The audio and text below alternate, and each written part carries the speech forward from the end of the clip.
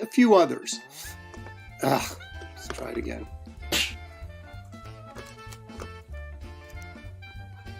Some original art with me as well. With the option of getting a sketch, a headshot on a freaking freak.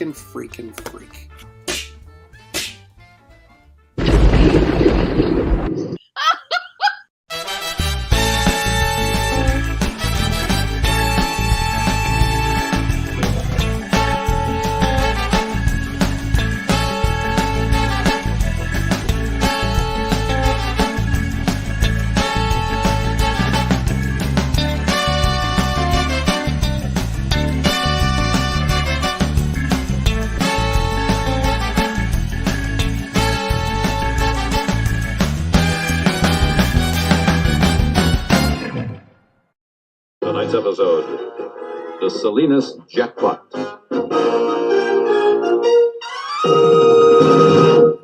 Don't start! We haven't left yet!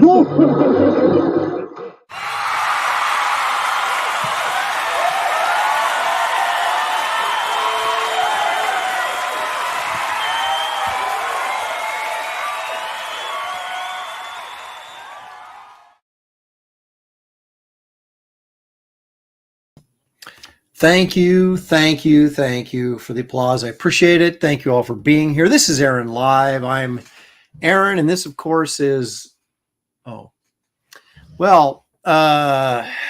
many of you know, Shelly is out of commission right now, having had surgery this past Wednesday.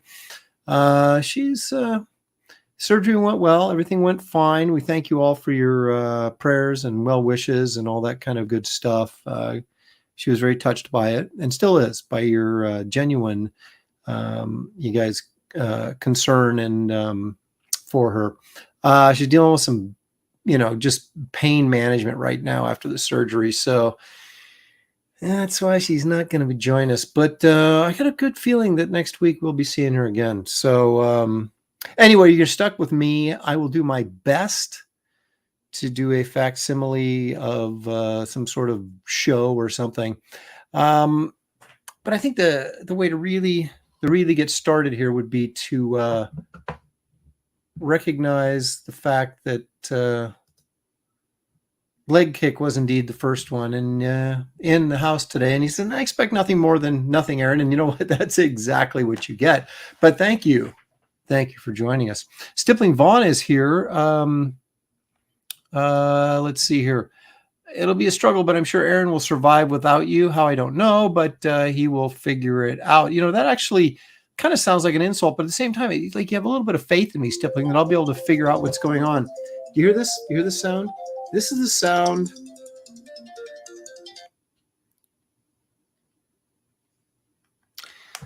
Well, I thought it was the sound of my son on the floor of the San Diego Convention Center, but it actually was my daughter at some fair or something today, and she keeps sending me pictures of, look, I'm on the Ferris wheel. I'm like, anyway, so in other words, everybody in my family is doing something except me and Shelly and this guy. So anyway, let's see here. Daniel Russell is here. He says he's telling Leg Kick basically enjoy all of that, nothing. Daniel says, we admire the courage and strength you have shown. Never lose hope and your smile. You're an inspiration to us all. You're in our prayers. Hashtag Shelly Showtime. Thank you so much, Daniel, for that. Leg Kick collects a lot of nothing, and nothing is what we should expect from Aaron's show. And with that, he pushed it over the limit. So it doesn't take Leg Kick long, does it? Yeah, let's see here. Bill Maxwell is here. Randy Howell, excuse me, all the way from Canada, but he claims that he's south of me, not north of me. I think it's a bunch of lies, but I can't really prove it at this point. Hello, Atlanta. JDC, checking in from Atlanta. I assume he's checking in from Atlanta. He's just not saying hi to Atlanta for recreation. Dr. Mask is here.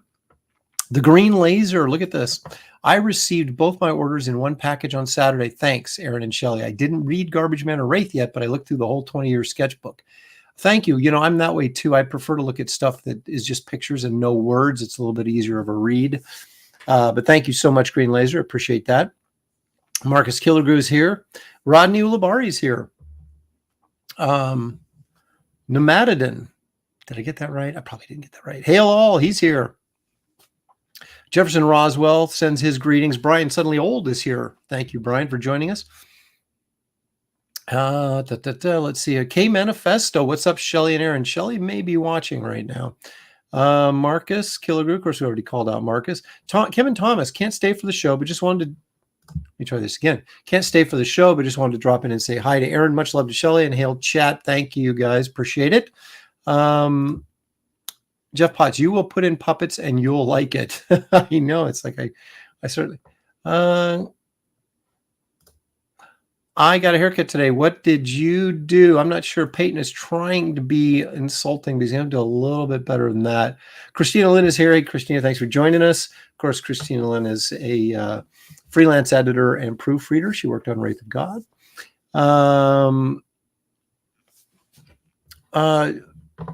No, he just crawled. I don't know what he's doing there, actually. Well, I'm going to lay out the pages. We're going to take a look at, we're going to break the script down a little bit, talk a little bit about that process. Took an eatable and questioned my life. There's something really deep there. I don't know what it is, though.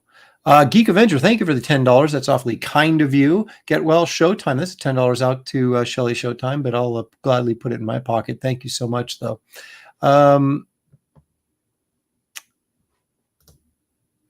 Heads up, less than 8 hours to back King Cryptid, 4 backers away from the milestone of 775. Can we send some love over there? I'm sending it right now. King Cryptid 4. That would mean that there was probably 3 King Cryptids before it, so it must be doing fairly well to keep going like that. So you should check that out. Hey, Killer Squad says, hey, Aaron, glad to hear that Shelly is doing well. Hey, thank you. Well, she wouldn't necessarily say she's doing well right now. There she is. Shelly has joined us. Thank you, guys. Like I said, the pain management is kind of sucky right now because, as you can imagine, after a major surgery like that, it hurts like heck.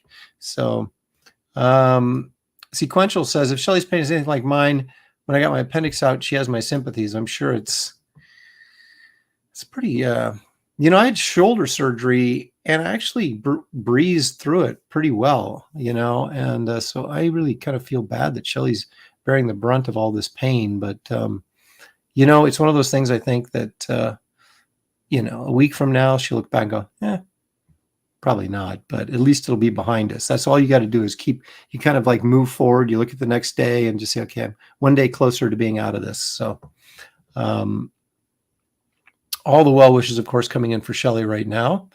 Nomadidin sends me the $10. Thank you so much for that. All the best of you both. I appreciate that very much. I know Shelly does.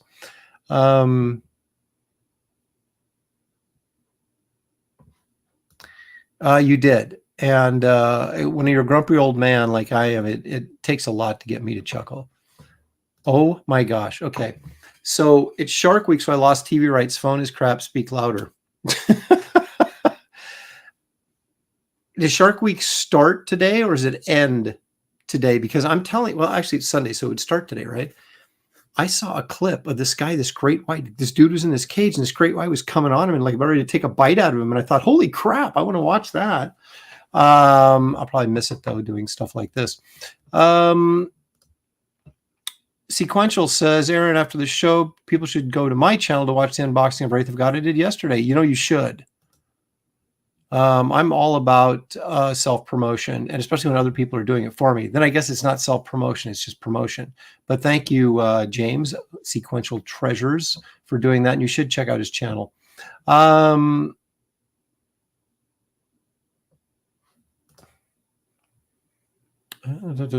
Pearson says, treasure the people who share their joy with you. Oh, I do. I do very much. And that's, I can't wait for her to get home so I can put her to work. Let's see. Portland has gone very far south. Boy, isn't there some truth in that. Squeaky's here. Hey, Squeaks. Thanks for joining us. Geek Avenger, of course, is here.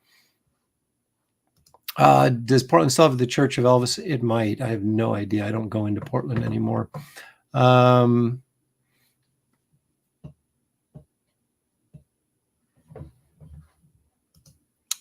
This is I'll get to your books here, and I usually read novels, so they won't take me too long to read. Yeah, that'll be books with pictures tend to breeze through compared to novels. Stat Zero says, "Evening, Aaron and Chad. Great to see you, and thanks for all the hard work. Thank you." You know what? That's such an obvious ask to get blown up. I'm not going to do it. I'm not going to give you the satisfaction. Andrew Wilson, thank you, Aaron. I got my package Thursday. Cincinnati represents in Wraith we trust. Any garbage man coming in the new future? Yes, there is garbage man coming in the near future. Shelly says thank you, and it's hell actually. So there you go.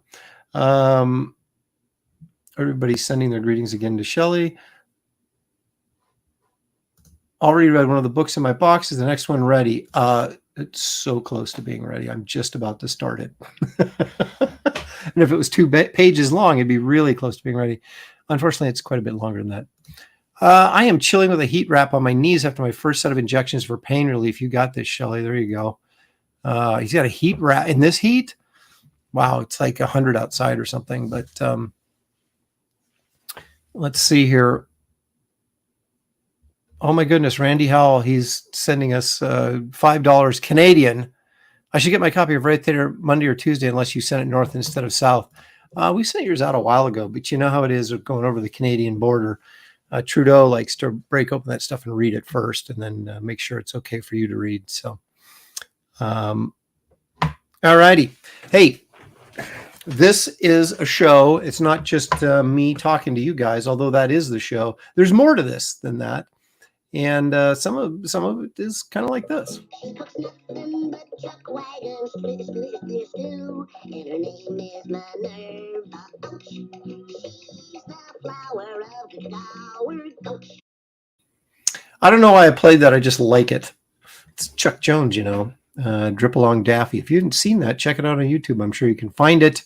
But right now, let's do some eating, shall we? Let's all go to the lobby.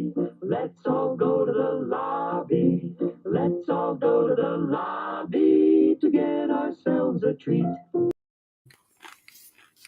Blue Diamond is still in the house. Didn't finish them from last week, if you can believe that. Honey roasted. Good. There used to be a commercial back when I was a kid, when they still had like cigarettes on TV and stuff, commercials on TV. And a guy would take a drag off a cigarette and he'd go, tastes good like a cigarette should.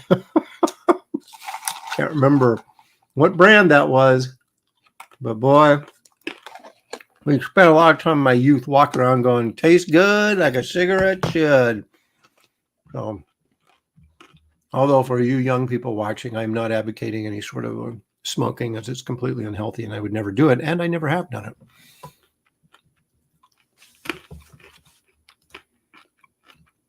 Aaron, fondling is nuts.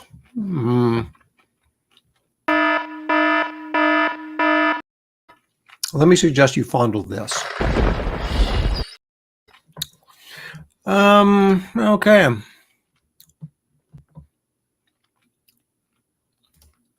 The smoked flavor is good too, as well as a Korean barbecue. You are right.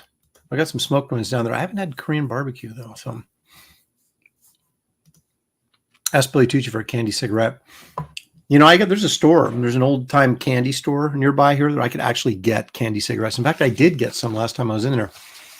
Also got that gum. Remember that gum? It came in like a little canvas bag and it was like golden nuggets or something. It was supposed to be like a prospector's bag full of these gold nuggets they look like a corn pop cereal, but they're gum. I bought some of those too last time I was in there. Horrible. They tasted like they were as old, like maybe they were made in the 70s and just kept there until I just bought them.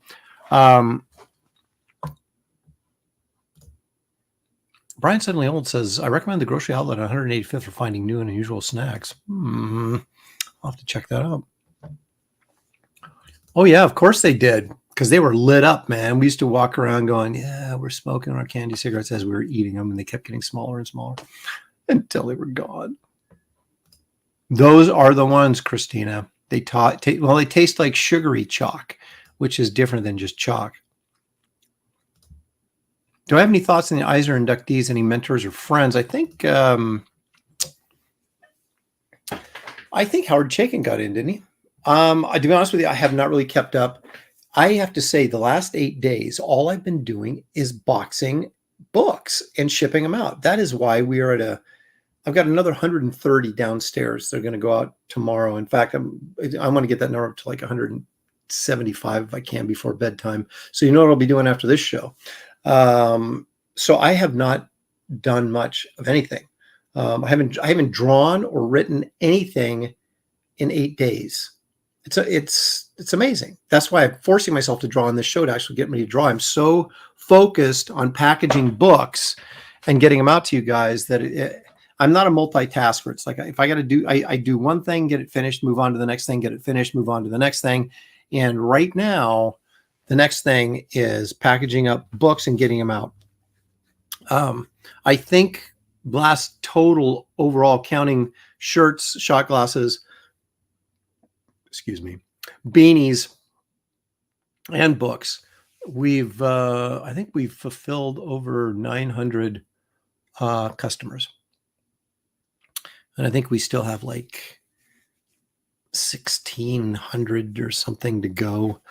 The positive spin on that is the orders that it shows on the campaign page, which is 2,665, I believe was the final number.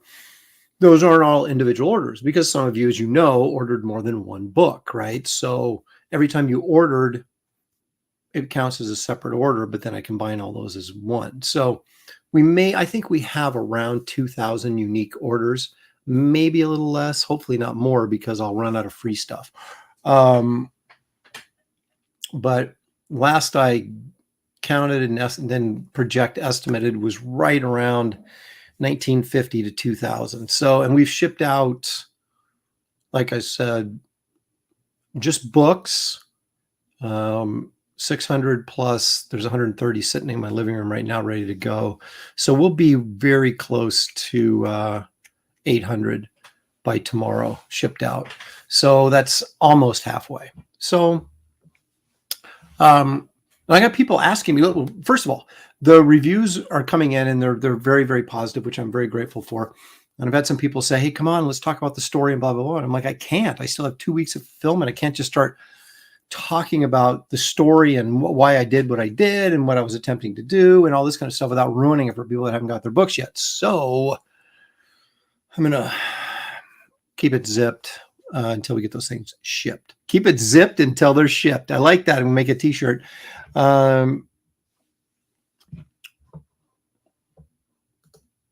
Daniel's so greedy.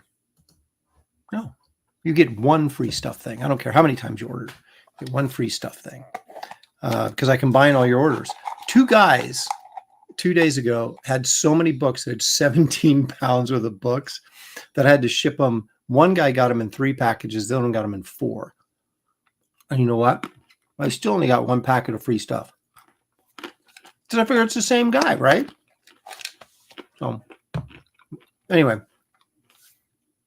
how much you can't really complain about getting free stuff, right? I mean, I suppose you could, but you know, it is free. So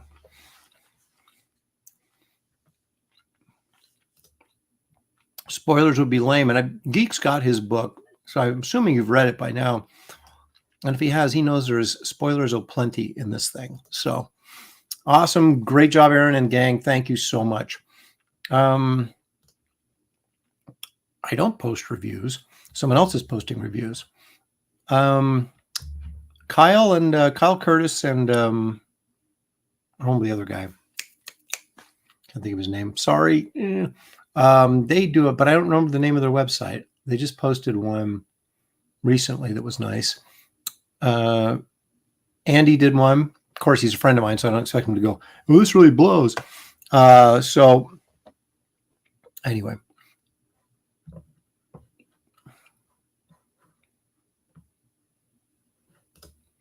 The complaint would be, where am I going to put all this free stuff? Exactly.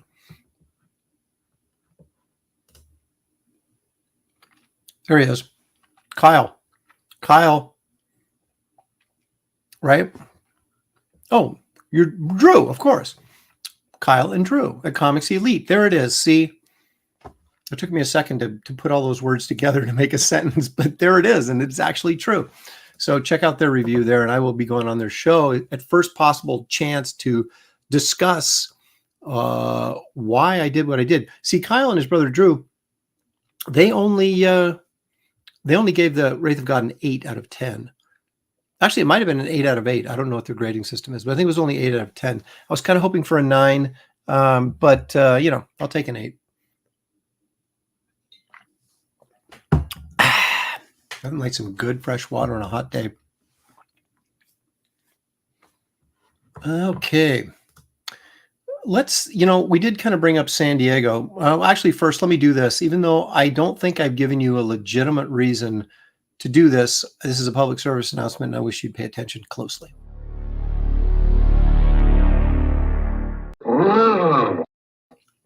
I don't think Frankenstein would subscribe. I think he's going, why should I? And you may be asking the same question. Why should I subscribe to your channel? And all I can say to you is, why not? It's free. So I'd appreciate that if you'd like and subscribe. If you haven't already, that would be terrific. Okay.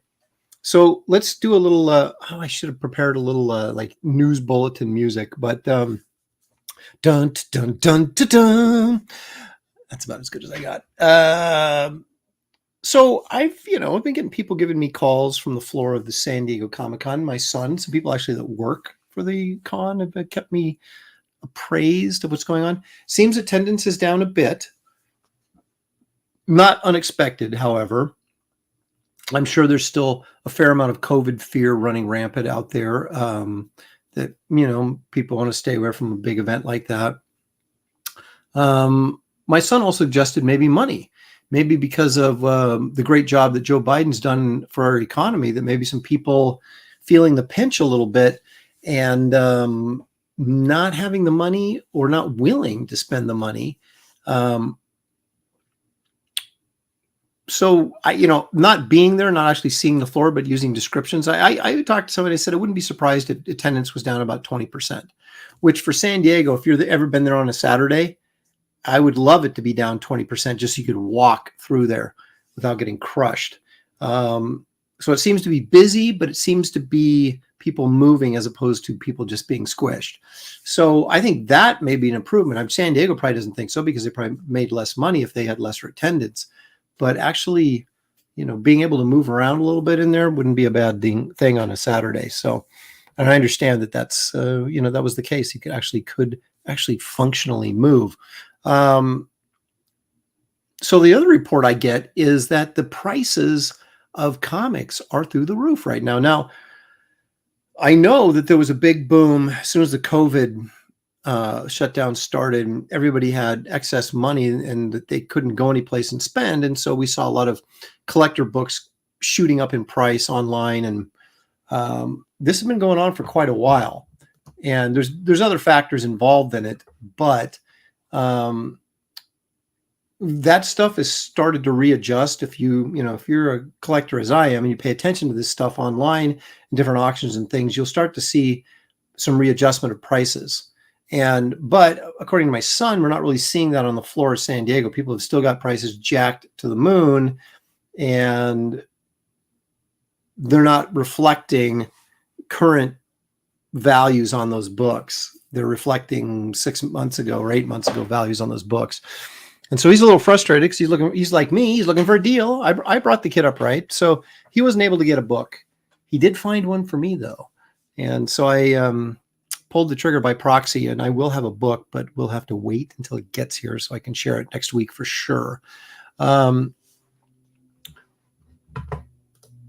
like that. Hulk smash, like the button. Love it.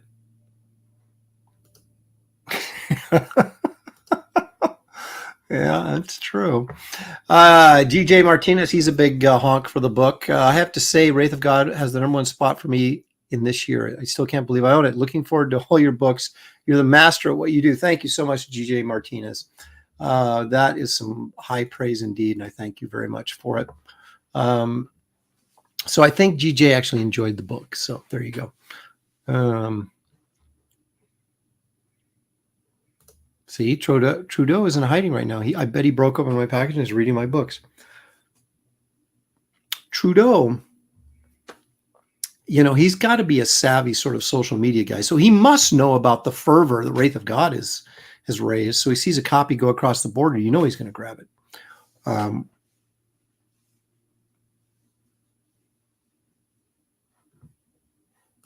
Jay Lee says, afternoon, Aaron, got your book. Great story. Gave Old West. Got your book. Great story. Gave a Old West storytelling and loved your art on the book as well. Thank you so much, Jay Lee. Appreciate it. Look at that. JG Martinez sure did. When I enjoy a book and the art, I'm very vocal about it, and I appreciate it. And Squeaky was impressed. I haven't read it yet. I'm working graveyard shift and have backlog of comics to read. Yeah, but you got to put the ones important in the front. So just saying.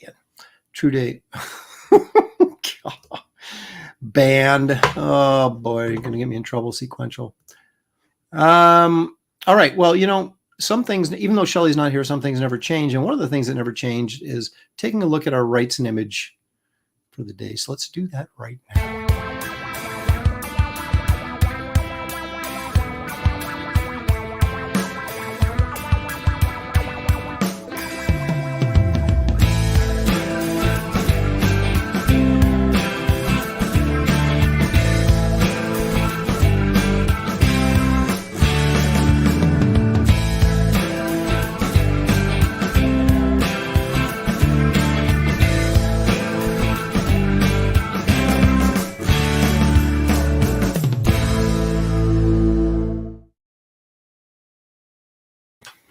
No, I've been eating been eating almonds during the little clip there. Okay, that's print number 3. Now, as you recall, the first one we showed of these was Freaks, which is actually print number 2. Last week we went back and showed print number 1, which is Siegfried. That was the guy that had cut off one of the heads of the Hydra, and and then this, of course, number 3 in the print series is Hunter. Now, these are all sort of hit and miss for me. None of them are bad in the sense that they're poorly executed or they're bad drawings or anything like that. But when you're doing a limited edition print, just like the cover to a comic or something, I think you want an image that really, not only is it well designed and well done, but you want something that's going to grab the reader and make them want to buy it. Hunter was not one of those for me. It was, even though I thought the design of the poster was brilliant. The footprints in the snow with the drops of blood mixing. It's a vampire carrying his victim. He's on his way back to the castle. The color scheme is very muted. A lot of blue and purples. The guy that's thrown over the vampire's shoulder is wearing kind of an drab green outfit, but it's all very sort of not monochromatic, but close. And then you have that band of orange just along the horizon there that kind of really draws your attention in to let you know that that vampire better kick butt and get home, or the sun's going to be up and he's going to be history. So everything about that is a really, really nice piece of artwork. The problem was, for me, it's kind of like, it's something I could appreciate, but not necessarily something I got excited about and wanted to hang on my wall. Where Freaks, if you recall from 2 weeks ago, where those guys are on the side of a mountain and these freakish guys are attacking him. One has the big axe and are trying to, it was action. It was closer to, you were more involved in what was going on, and it was just bigger and more energy. And it was something that, I wanted to, as a kid, I wanted to hang on my wall. Hunter is something, something you'd appreciate more as a mature art connoisseur, but not necessarily something that made me want to buy it when it came out as a youngster. Geek Avenger, hooray, writes, and Oh, Jay Lee said he also got your art sketchbook as well. Great art. Thank you so much. That's a book. He's probably referring to Raw Imagination, the hardcover, which I am quite pleased with how that came out. And we are essentially sold out of that book. We sold, through online conventions, I sold about half of them. There's a print run of 750. And then the other half I've sold through this campaign. I think I have maybe 10 or 15 left. But everything else is gone out of a 750 signed and numbered limited edition print run. So I'm quite happy that we were able to move through those. And I'm glad you guys bottom and can enjoy them, because I think it is a good book. Yes, you can.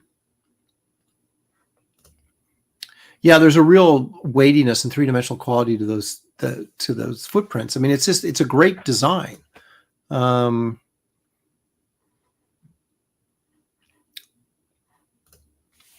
Cordrath is already giving me the same feeling that just like I got Wraith of God did, and Andy's campaign isn't even out yet. That goes a long way. Can't wait. There you go. So Andy's getting a lot of positive feedback for Cordrath, which it's I don't know. I don't want to.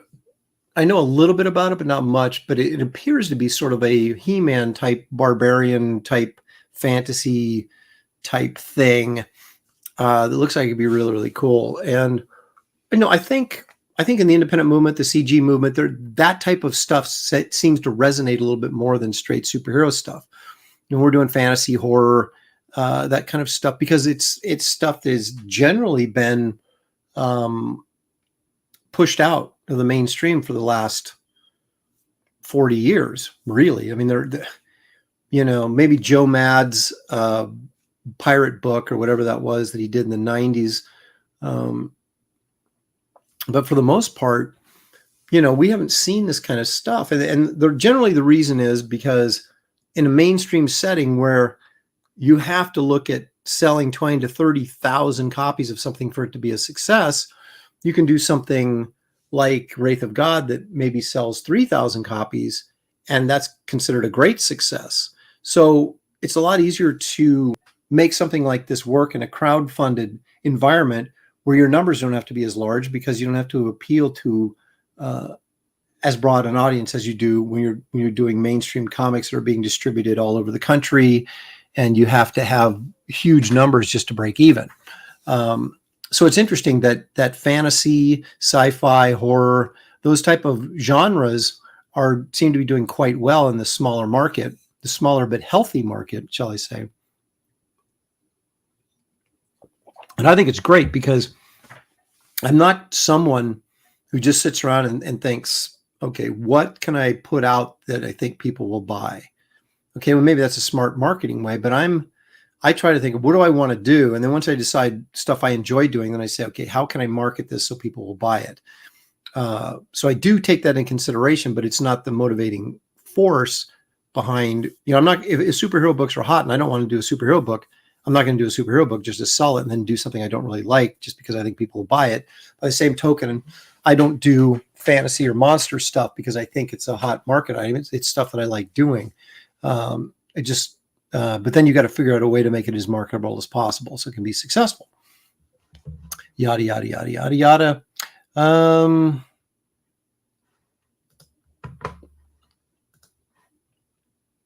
Shots fired. Okay, no comment on that one. Battle Chasers, thank you so much, Daniel. Appreciate it. Last major vampire book was Crimson. That was through Image back in the day. Oh, there you go.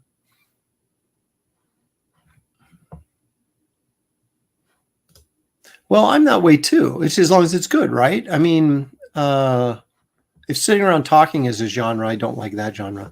But again, I've talked about this before. When you're doing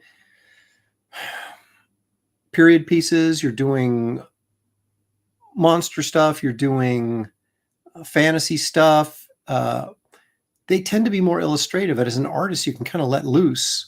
There tends to be guidelines, whether they're written or or unspoken. There tend to be guidelines and pressures that surround the superhero genre, that certain tropes, if you will, that that have to be in place.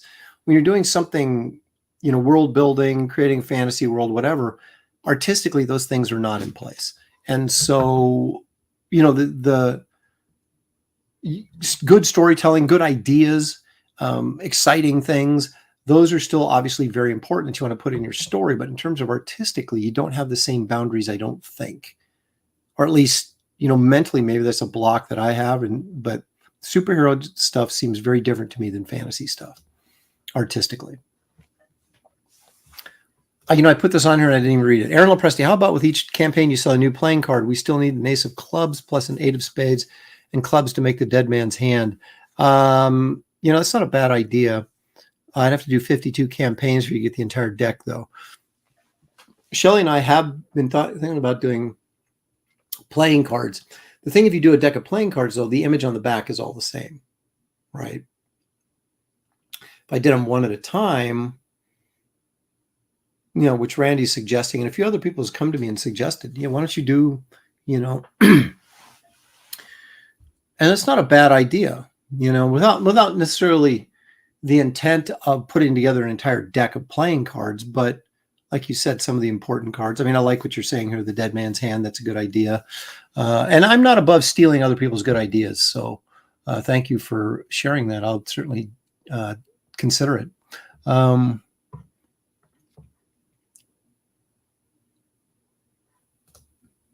Did you hear Marvel is going to do an Old West Ghost Rider now, it seems? Here's the funny thing. Marvel and DC are not unaware of what we're doing and the success we're having on certain things.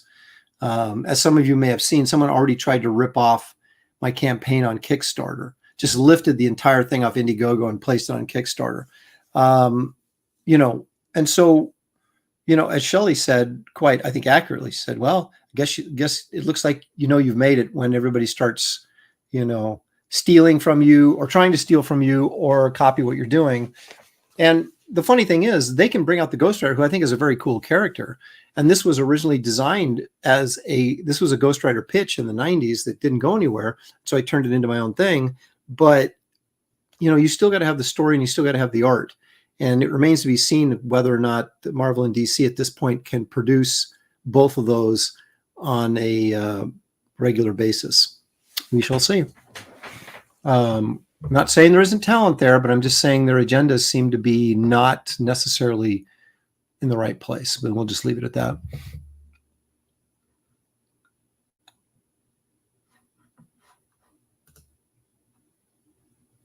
I have no idea. I don't even think about stuff like that. I would assume, but I don't expect anything. I mean, like what I expect from mainstream comics and what I expect from, small publishers is totally different. Because when you're doing small publishing, you don't have a ton of copies. Marvel or DC, if you did a cover, they send you 6 copies. Or if you did the interior, they send you 20 copies or whatever. We don't have the luxury to do that. So I have no expectation. I did the cover. And if he sends me a copy, great. If he doesn't, that's fine. I don't know how many extras he has. And so I just don't worry about that stuff. But I assume I will. I've got the original art back there in the drawer, but that he didn't get.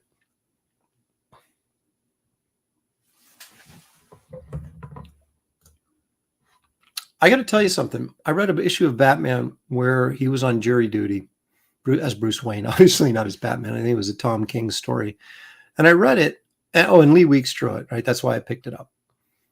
And after reading it, I felt like, and I know a lot of people have criticized Tom King's take on Batman, and I would say that I did not agree in this. I haven't read any of them except this one story. I didn't agree with how he handled Bruce Wayne's character. But beyond that, I looked at it and I said, this is a really good episode of Law and Order, but is it a good comic? And I think there's a huge difference between writing.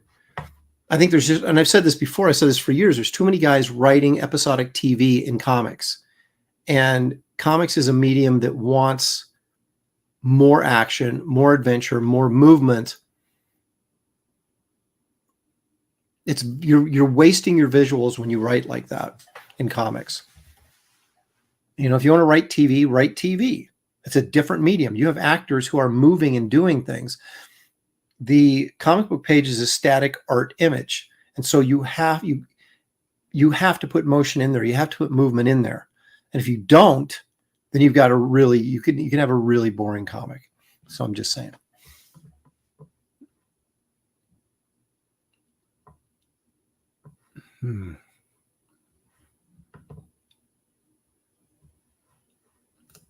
Ace Attorney has a manga, if that counts as a courtroom comic. Well, since I haven't read it, I can't say. But Christina, we'll take your word for it. Yeah, that was pretty much what it was. And Bruce Wayne was Henry Fonda. It was an interesting take because he brought Mr. Frost, Mr. Freeze to justice on something. And then he got on the jury and started thinking that maybe he had brought him in erroneously and was trying to get him off, basically, after bringing him in. And so very much, yeah, Batman or Bruce Wayne in the Henry Fonda role. Stippling. Yeah, you know what? I don't know. We did the way this thing worked is the way it's working is we shipped out all the books up front I should say we shipped out all the books first that were people that signed up early and ordered.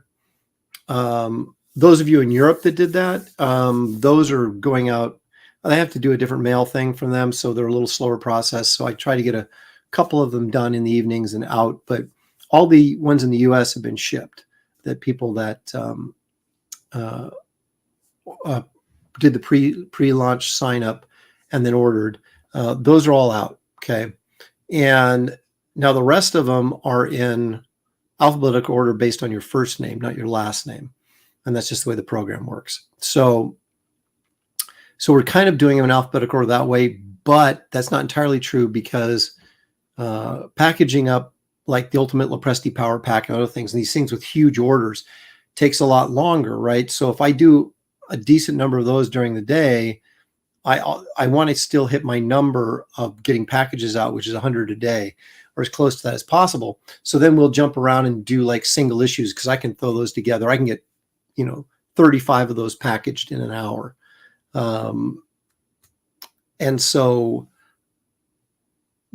we're kind of following that pattern, but we're also jumping around.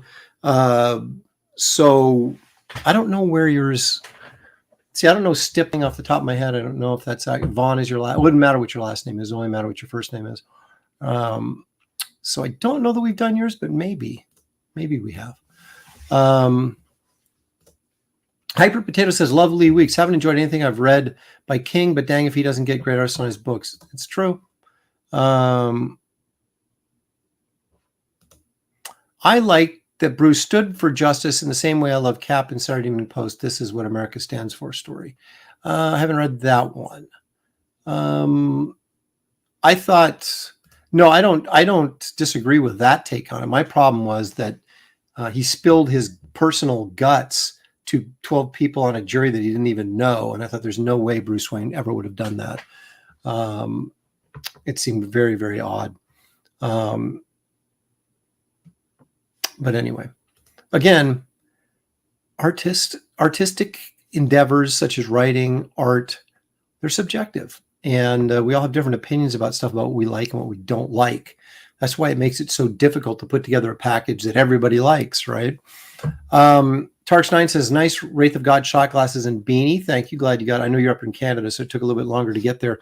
Let me do a quick update, and I'm going to send out an update to everybody that's backed Wraith of God campaign that we did, probably thanks in no small part to Shelly's demonstration of how to properly use the Wraith of God shot glass last week. There it is. We got a rush of orders, like about 7 of these, and we actually only had 1 left. And so I had to order more, which is fine, but it's going to take 2 weeks to get them. So if you order a shot glass at the tail end, the last couple of days of the campaign, there's going to be a 2-week delay before I can ship them out. But once we get them, they'll go right out. Excuse me. So I wanted to give you guys that update. So there will be shot glasses and there'll be Garbage Man shot glasses and Wraith of God shot glasses on the next campaign. And so Shelly's shot glass dream is to the next campaign maybe have a Kit Carter shot glass, and then the next campaign maybe a nightclub shot glass, and then after that maybe another title I haven't introduced yet. Although those of you who got your books and have read through them, if you'll notice on the bulletin page in the back, which was a stretch goal, not only do you get your Empire Comics value stamp that's in there, but also there's a list of all the titles of the books that potentially could come out. So you want to check that out. So if you just read the story and didn't check out the bulletins page, check out the bulletins page. I think you'll get a kick out of it. Hi, Aaron. Thank you for making an amazing comic and fulfilling so quickly. We as fans appreciate quality comics on time. Really looking forward to more books in the Epic Comics Lopresti universe. That'd be Empire. I wanted to call it Epic, but Marvel already did Epic, the Epic line, so I couldn't really do it. But it is Empire because we are building an empire. Hyper Potato, even after getting blown up, still reaches out with a public service announcement, kindly saying, "Don't forget to like and subscribe, kids." Not literal. CAP stands for what we should strive to be as America. I totally agree with that. I don't know that he's always doing that in the comics these days, but I agree with his what he's supposed to stand for. Definitely. There's Lloyd Delegard. Now, there's a guy who knows something about collecting comics and the market right now. I just had a discussion about that, Lloyd, and you probably missed it because you came in a little bit late, but high prices at San Diego is what we're discussing, and whether they were overly inflated at this point, considering the market readjustment we're starting to see. But Geek Avenger says more shot glasses. Absolutely. Comic says, I meant Empire Comics. I know you meant it. Yeah, he of course is talking about the value stamp, which I shared, with you guys when I was working on it. So it's no big surprise. You may have forgotten, but it is of course Eon Chance who shows up in the next campaign. So there you go. I tease a little bit, but then I pay off. That's what it's all about.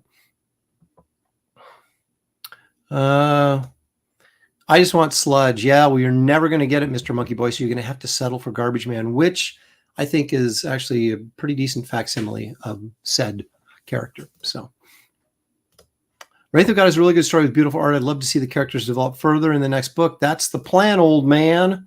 Marcus Kilgore. I'm going to read Wraith again. I think you should. All right. So those are things we've talked about, and those are great pieces of conversation, of course. But now it's time to look at some pictures.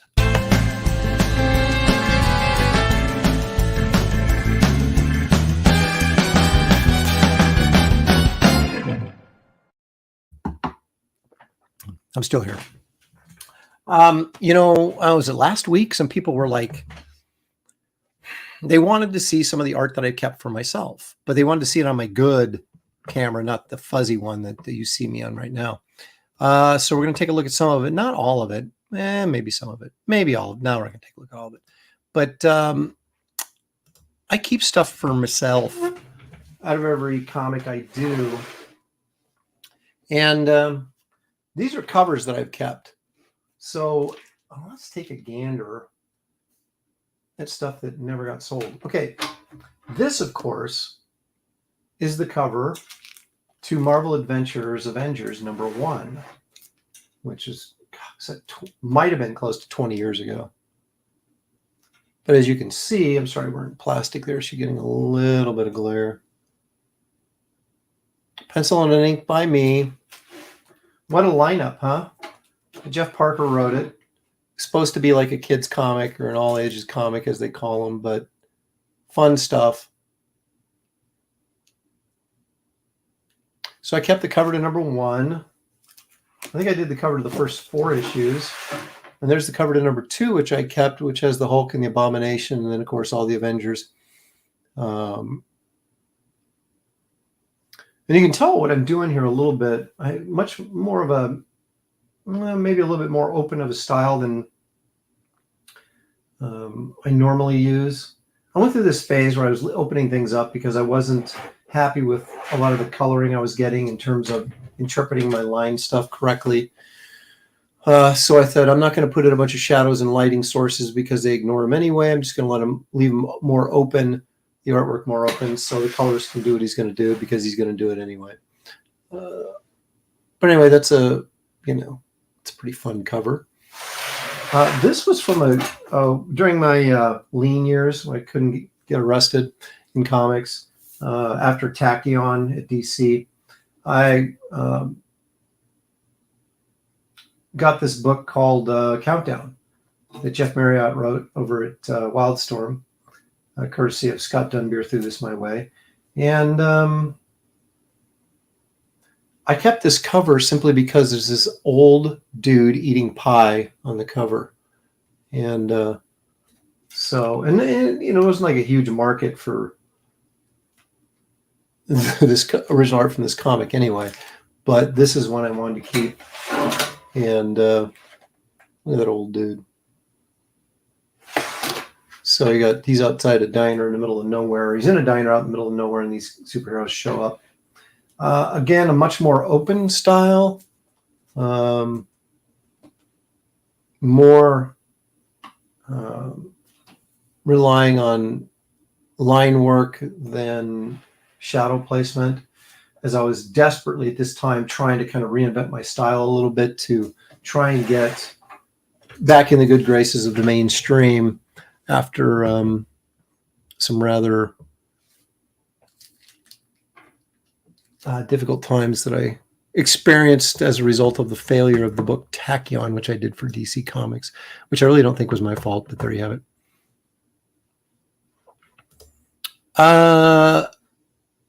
Yeah, on like 2 occasions. Yeah, I have actually done that. If that was North Dakota, it could be Ethan's dad.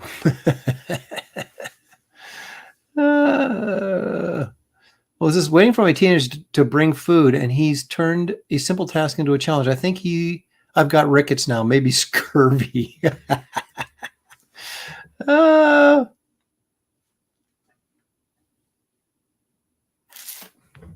Yeah, anything, old man.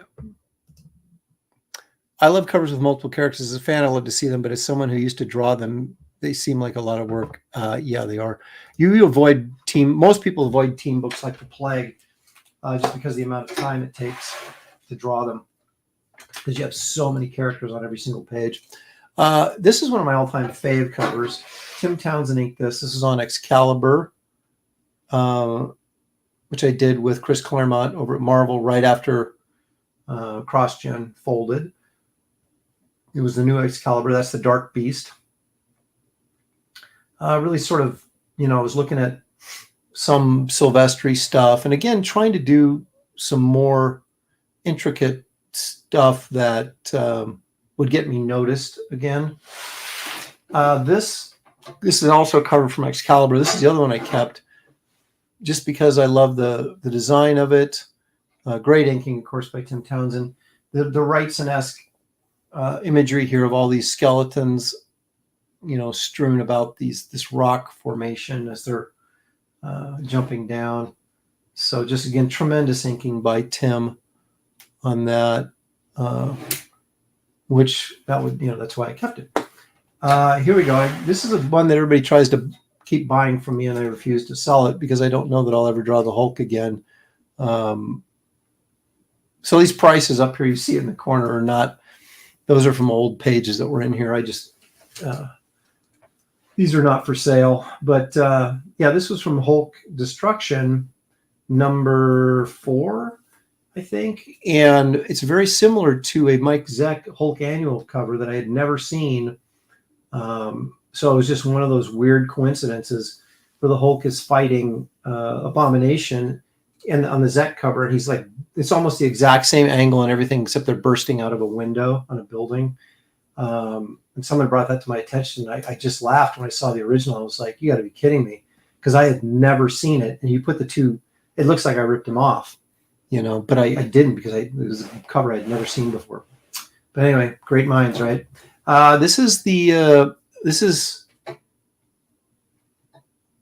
originally was going to be the cover to Metamorpho #1 when Metamorpho was going to be a miniseries, but then when it got jammed into that big anthology book called Legends of Tomorrow, this was the cover to the first issue of Legends of Tomorrow, I think. Actually, no, it isn't, because this was going to be the cover to when it was, and they couldn't use it because Legends of Tomorrow was an anthology. So this ended up being the cover to the trade paperback. And this is inked by Bat, inked this, Matt Banning, and did a spectacular job, as he always does. So I kept that. Now this was the cover, the second issue of the Metamorpho miniseries, which never, again, it didn't get his own book. He ended up in an anthology, so they couldn't use this as the cover. It ends up as a pin-up in the trade paperback, but it was originally the cover of the second issue. This I inked myself. If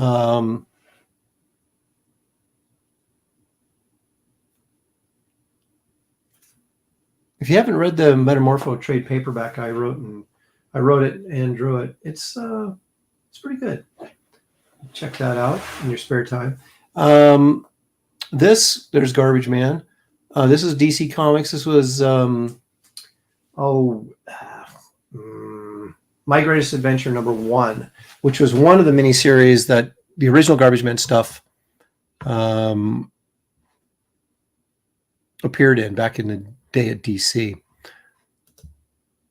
Brohawk, Aaron showing off the goodies. Hey, Brohawk, thanks for joining us. It was his idea. He was like, man, you should show this stuff. So that's why I'm doing it right now.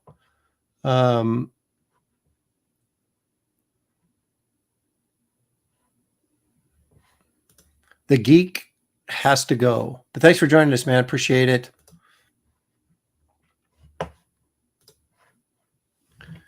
You know, speaking of Brohawk Williams, I don't know if you guys noticed that Truth, Justice, American Way blew up this past week.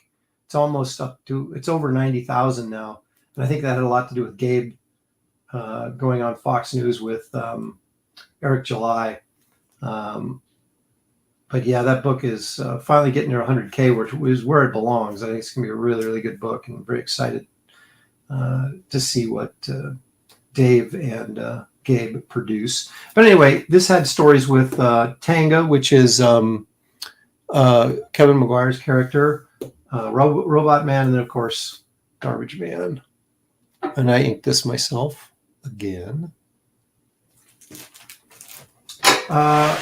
Here's the Mystic cover, the one Mystic cover I kept because of the math equations. I got all these from Shelly, and so I thought I would, hang on to it out of a deep respect for Shelly. So this is Tony Bedard and I came up with this idea he came up with the idea for this math-based magician, and as the villain.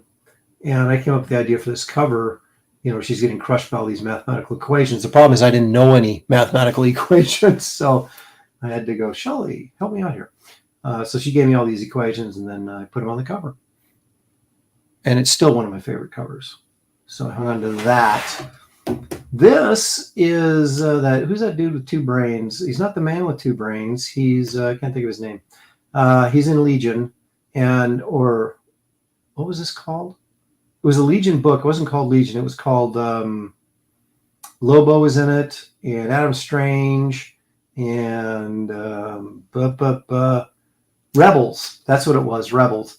And so I just liked, the black placement and the volume on this character. I just thought it was a really nice piece of art. So that's why I kept it. I've almost sold it a couple of times, but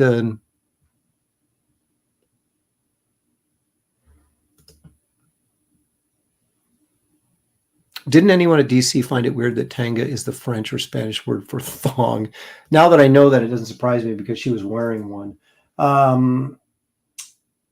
The funny thing was about the Garbage Man and Tanga, and that when Kevin and I were working on those things, we pretty much had free reign because they were creator-owned books and they weren't really paying attention to what we were doing.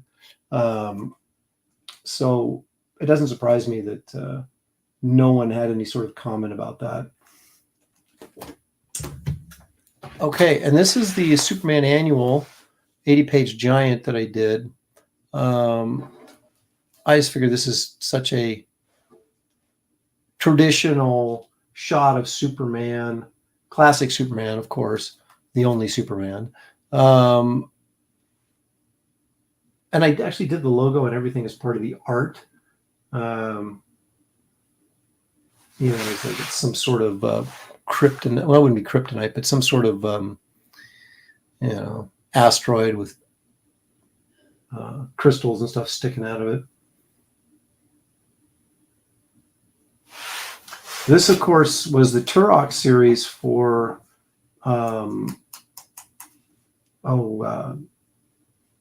Dynamite, and it was Turok reimagined. So it wasn't the original Turok, the Indian Turok. So I was a little disappointed that I didn't get to draw the classic. But when you put a T-Rex on the cover, I'm keeping it, and so I did. And there's an old car there too. So how about that? All right, now this cover is this was the last cover to the first miniseries that had Garbage Man in it, which was Weird Worlds. And so there was a Lobo solo story, a Tanga solo story, and of course a Garbage Man solo story. And so this, of course, is based on the kind of that Star Wars, junk compactor scene. So I put some things in there, like there's a Raggedy Ann doll there, Stormtrooper right there. You can barely see him. Tanga's sitting on a toilet seat. I mean, just dumb things like that I kind of put in here in all the junk. Some tennis shoes up there. There's a stuffed bear in here someplace. There he is.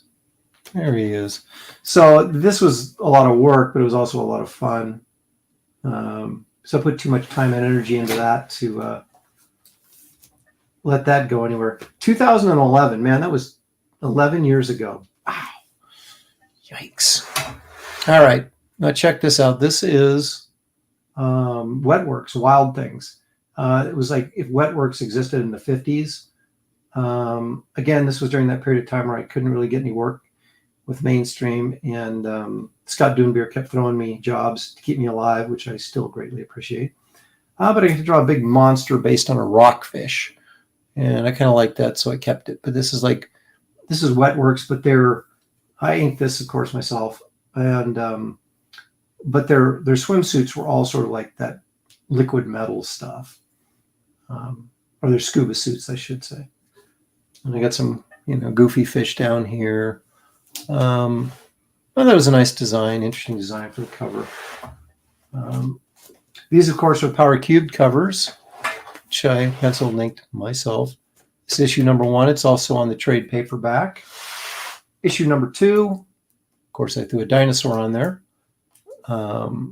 Dr. Cruel, Claire Covert, Power Blaster, Kenny, his girlfriend, why can't I think of her name? April. And then Click, the little tiny robot. This is not quite as goofy as Kit Carter, but very humorous mixture of humor and adventure. And it does not look like an old Marvel Gil Kane cover right there. That's issue number 3 from Power Cubed. None of this occurs in the book, or at least in quite this way. This is Dr. Cruel, evil neo-Nazi scientist, and he has a frowny face on his chest. It's not a happy face. He had a yellow frowny face on his jacket. But our team looks like they're in trouble. And as he stands over them in victory. And then, of course, we have the final issue, Power Cubed, which this is my Wile E. Coyote cover. You can see the inspiration there as this giant fist is about to crush Dr. Cruel, and he has his little umbrella up, hoping somehow that it will keep from crushing him, although we know it won't. So now these are the 4 covers. Those are creator-owned stuff. That's why I kept them, obviously. This is the cover to the Herculoids story that I did in Future Quest Presents. This is issue number 10. I just felt it was, this is just too rightsy not to keep. And has the big rock guy Igu on there. So I was certainly, and look at little Tundro as a baby. And then Gleep and Gloop or Glop or whatever his names are. And then we got the dragon back there. So everybody's in here, and you get this big sort of like rightsy sort of looking amphibian monster thing. So Man-Thing piece. This actually is for sale, on and off been for sale. I've almost sold it a couple times, but then haven't. Someone was going to buy it. I was ready to send it out the door, and he goes, "No, you know what? Taxes are coming. I'm going to wait. I'll get with you later." End of story on that. But it's a great. This was a pitch piece I did at Marvel for a giant-sized Man-Thing. Pardon the expression. Where he gets abducted by aliens and gets they probe his mind and they activate his consciousness, so he actually is a thinking thing, and he has to save the world before he loses his ability to think again. So kind of a Flowers for Algernon sort of story. But they were going to do it, but they just kept putting me off, and eventually I said, I'm going to DC. There, of course, is the promo piece for Garbage Man, the very first piece I did. It used to be the banner before that was in my background, but that thing fell apart. So I had to get rid of it. I'm probably going to make, this is probably going to be a t-shirt design in the next campaign. I was going to do an Empire Comics t-shirt, but I don't think I'm going to have time to get it ready. So I may do this. So we'll have like the Dale Keown Werewolf shirt. I'll reissue the Wraith of God shirt, and we'll do a Garbage Man shirt as well. So those will be your 3 shirt options. Of course, if you buy all 3 shirts, you'll get at a cheaper price, or you can buy them singularly as add-ons. That's kind of how the goal is going to be. But anyway, so that's Garbage Man. Plastic Man cover, because I knew I'd never get to do this again. This is from Plastic Man number 1. I believe it's a series Gail Simone wrote. I don't know who drew it. So it's like, I love Plastic Man, and I figured I'm probably never going to get a chance to draw Plastic Man again for real. So I kept it. And of course, that's me penciling and inking. And then out of the Wonder Woman Conan series I did with Gail, 6 issues. This is my favorite cover out of all 6. I sold all the rest, kept this one. I just think the composition is really nice. It kind of harkens back to Conan number 9, where Barry Smith, where Conan's fighting the giant bat creature. It is by Barry Smith, though. But you can see compositionally how try to keep everybody's eye in this circle right here. By the way, I've arranged the main characters. Kind of real happy with the inking I did on this wing, the feathers there. And then you've got this just ridiculously detailed background that I did all in pen. And I colored this as well. So this was all colored straight up, but this down here was just all sort of in a yellowish, goldish sort of sepia tone. So it fell back. So this pushed forward the image you wanted everybody to see. And then the background was there, but it was as kind of a secondary note. So anyway, I'm keeping that. Speaking of Tachyon, I did this pinup. There's Dark Side in the background for a New Gods book or something many, many moons ago. I just like 98, back in 98, geez. I just think it's dynamic. I really liked it, so I kept it. Plus, who the heck wants a Tachyon pinup? This is the promo art for Metamorpho that we used at the San Diego Comic-Con DC panel to promote the book. So I finally talked Dan DiDio into letting me do Metamorpho. I didn't get to do it the way I wanted to do it. In fact, I turned in the proposal. It was more of a noirish kind of more monsterish kind of thing. I know, what a shock, right? And doggone kids. And he wanted something bigger, more galactic, and so I had to change the whole story. I thought he was just going to can me and say, "Nah, forget it."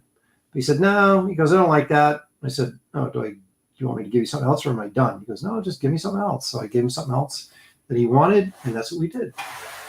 The damage cover, but come on, giant gorilla. How can I not keep that? That's Kong Gorilla. I really liked how that gorilla face turned out.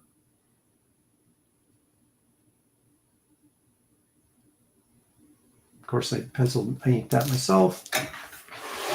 There's no way I'm ever selling this. That's the crossover Marvin Martian Manhunter.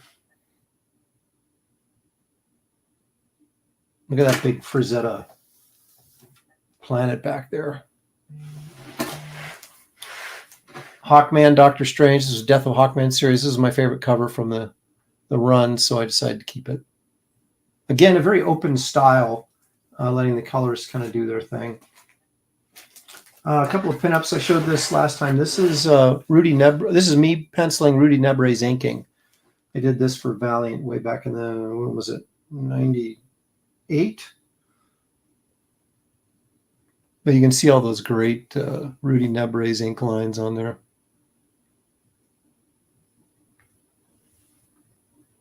It was my master plan to get him some original artwork from him. I drew the pinup. He inked it. I kept it. That's Rambu, a Kirby monster. This is from Ms. Marvel. There she is way down here. When she was, before she became Captain Marvel, when she was, the hot and sexy Ms. Marvel. Anyway, imagine me drawing a Monster Isle story. And then, of course, we saw this last week. This is the Danny Mickey inked Garbage Man pinup that appeared in the Garbage Man trade paperback.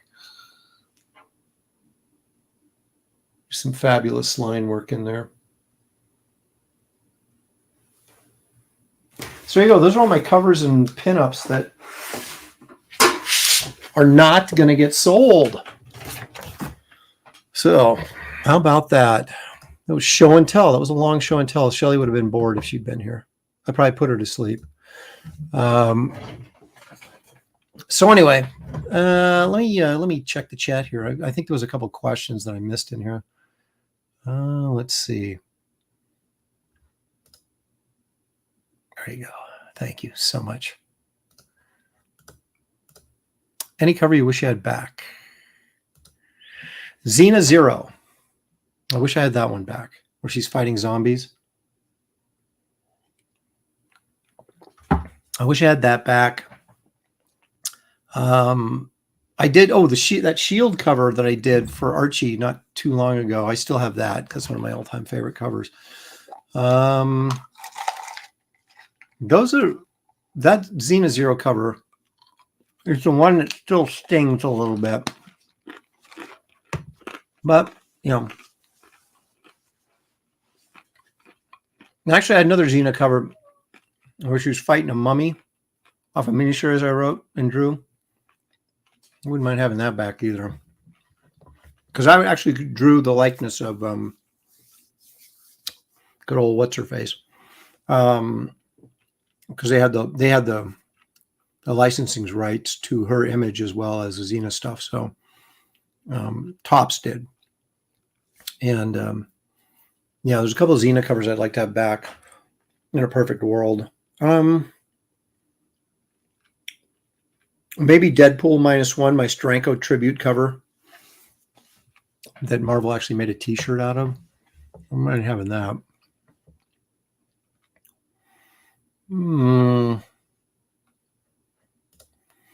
The difficulty of doing stuff like that is it's all copyrighted and owned by Marvel and DC, so I have to get permission from them to do it, and that is not an easy thing these days, especially.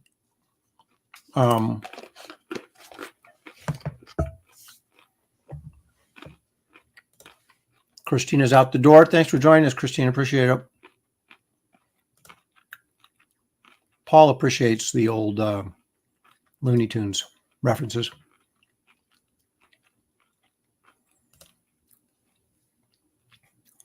I don't know.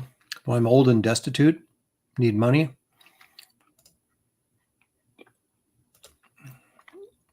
Thank you, Tarks. Appreciate that. About the rights, when you're a creator with a big two, if they were to take the character that an artist created, change their name and sex, would they still owe royalties to the creator? No. Here's the issue with that. The deal I signed with Garbage Man was simply this. They would take they technically you would be the license owner, or you had the copyright of the character. You own the character. What DC did was they licensed it forever for a fee of $2,000, right? And all they had to do to maintain that license was produce, like, for example, Garbage Man. They had to produce a Garbage Man comic once every 3 years. And if they wanted to use the Garbage Man in something, they would have to get my permission. But essentially, they had control of the character with these provisions in there, right? I could never get it back from DC if they, say, did a Garbage Man Halloween special once every 3 years. They would still own that character. And but the reason I created Garbage Man was on the behest. That's an interesting word, the behest of Dan DiDio, because Swamp Thing was owned by Vertigo, and Vertigo was a separate entity from DC Comics, even though they were under the same, corporate heading. They were their own entities, and Vertigo had the rights to Swamp Thing and was not going to give them back. And Dan wanted those Swamp Thing back in the DCU proper, not in Vertigo. So he couldn't get him. So he said he wanted someone to create a monster book for him. So that's what I did. And it was Garbage Man. Well, I wasn't even halfway through Garbage Man when he got the rights back to Swamp Thing from Vertigo. And so therefore the need of Garbage Man being a useful character in the DCU was gone. Excuse me. Now, I was shocked that they gave us the rights back. And I assume that's just Dan. I know everybody has mixed feelings about Dan, but he was always a really good guy to me. And I have nothing but good things to say about him. He was always, he was a stand-up guy for me and always had my back. But anyway, all they had to do was go, okay, Aaron, and this is when I was still in their good graces. So there's no reason why they wouldn't have. They'd say, do a Garbage Man Halloween special this October, and so we can keep Garbage Man. And they never would have had to give him back to me. All they would have to do was do one issue every 3 years, or have him cross over in some, comic. But they didn't. Probably because, if you're a corporation, you're looking, I've got Swamp Thing, right? I own 100% of Swamp Thing. Despite the little royalties, they would go to Len Wein or Wrightson, or now Len Wein's family or Wrightson's family. Or they could use Garbage Man, where they owed me, 20% or whatever it was, every time they did something with them. So if there was a Garbage Man movie, I'm getting a huge chunk of change out of that. Well, why not just make a Swamp Thing movie where they don't have to give me a huge chunk of change, right? So there was no real reason to use him financially, right? So they didn't. And then the time expired, and they said, take him back. We don't need him. And so that's why, that the collection was put out through Dark Horse, and why I'm able to, include those, that character in, my my crowdfunding books. It's because now he's mine.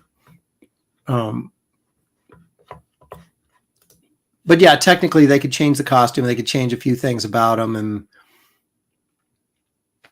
the name might still be an issue. The use of the name might still be an issue. But the one thing you have to remember about copyright and trademark is it doesn't matter who owns the copyright and trademark. It matters who has the most money. And that's not a joke. I had a copyright attorney tell me that. He goes, you can own all the copyrights you want, but if you can't defend that copyright, it's meaningless.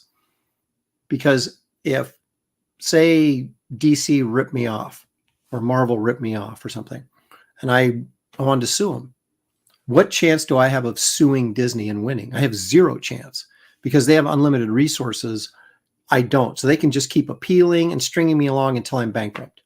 And then they win, even though they're in the wrong. So yes, it's good to copyright your material. Yes. But ultimately you have to remember that if you don't have the resources to defend your copyright, you don't have a copyright.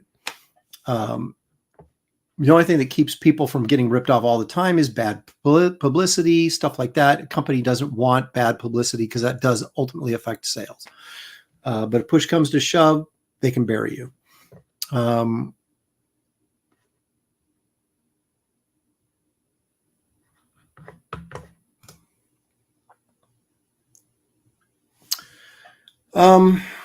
You know, that is a pet peeve of mine. I've seen some brilliant artistic covers out there.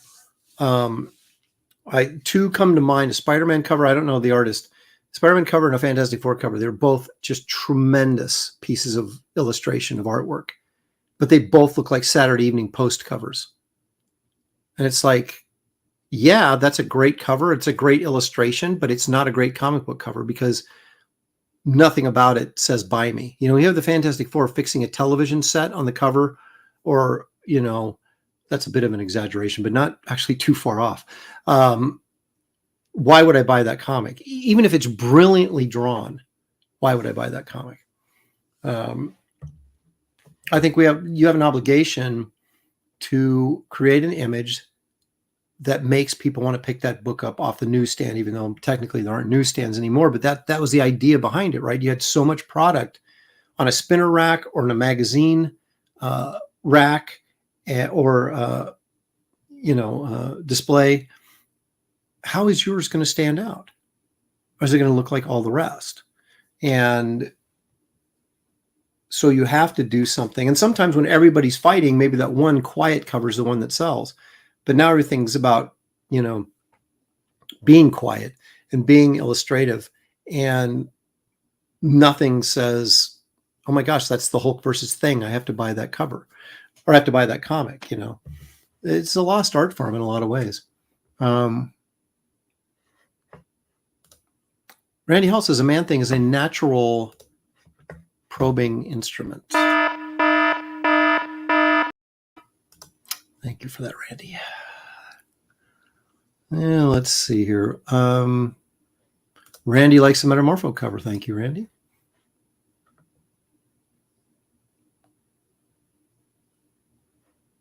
That is amazing. Garbage Man is great. Thank you so much. Carol Danvers before she came. Carl Manvers. Jeez. If you're not going to sell them, you can make it. Oh, art book. Yeah, we just talked about that.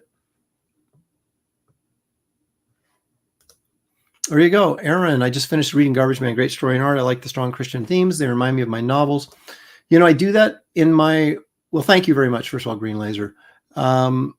There's a way to get your moral message across without being preachy. And I think what I like to do is put characters in my stories that just by being who they are, present the message, right? And in Garbage Man, he sort of halfway through teams up with, or I shouldn't say teams up with, but there's this character who's like a pastor that's had some shady past. We don't know what it is.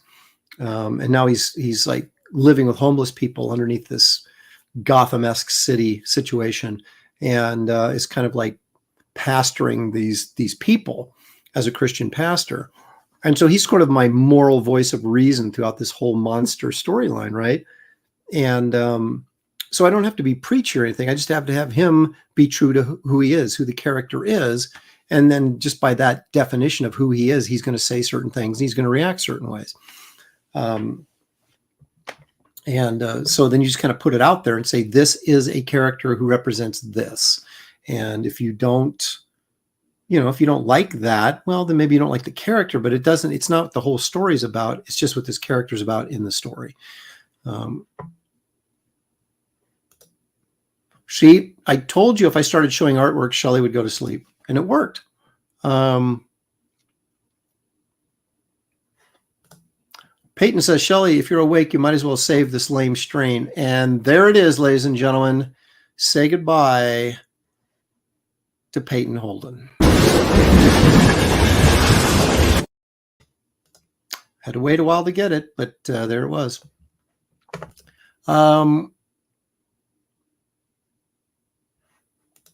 Listening to Erin's live stream is like a lullaby, and she gets some needed rest. I know you probably meant that as a compliment, but you know, when you're telling me I'm putting people to sleep, I got to blow you up.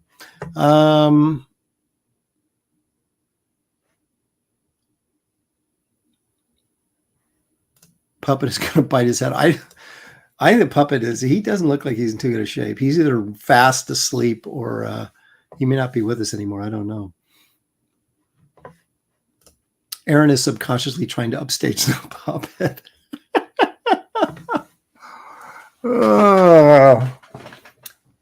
You know, I just watched that the other day, at least part of it. Shelly and I watched part of it. Let me do this, since we have been talking about the next campaign, which I'm going to get to drawing here in a minute. I know everybody's like, geez, man. But maybe if I push the right button, it would help.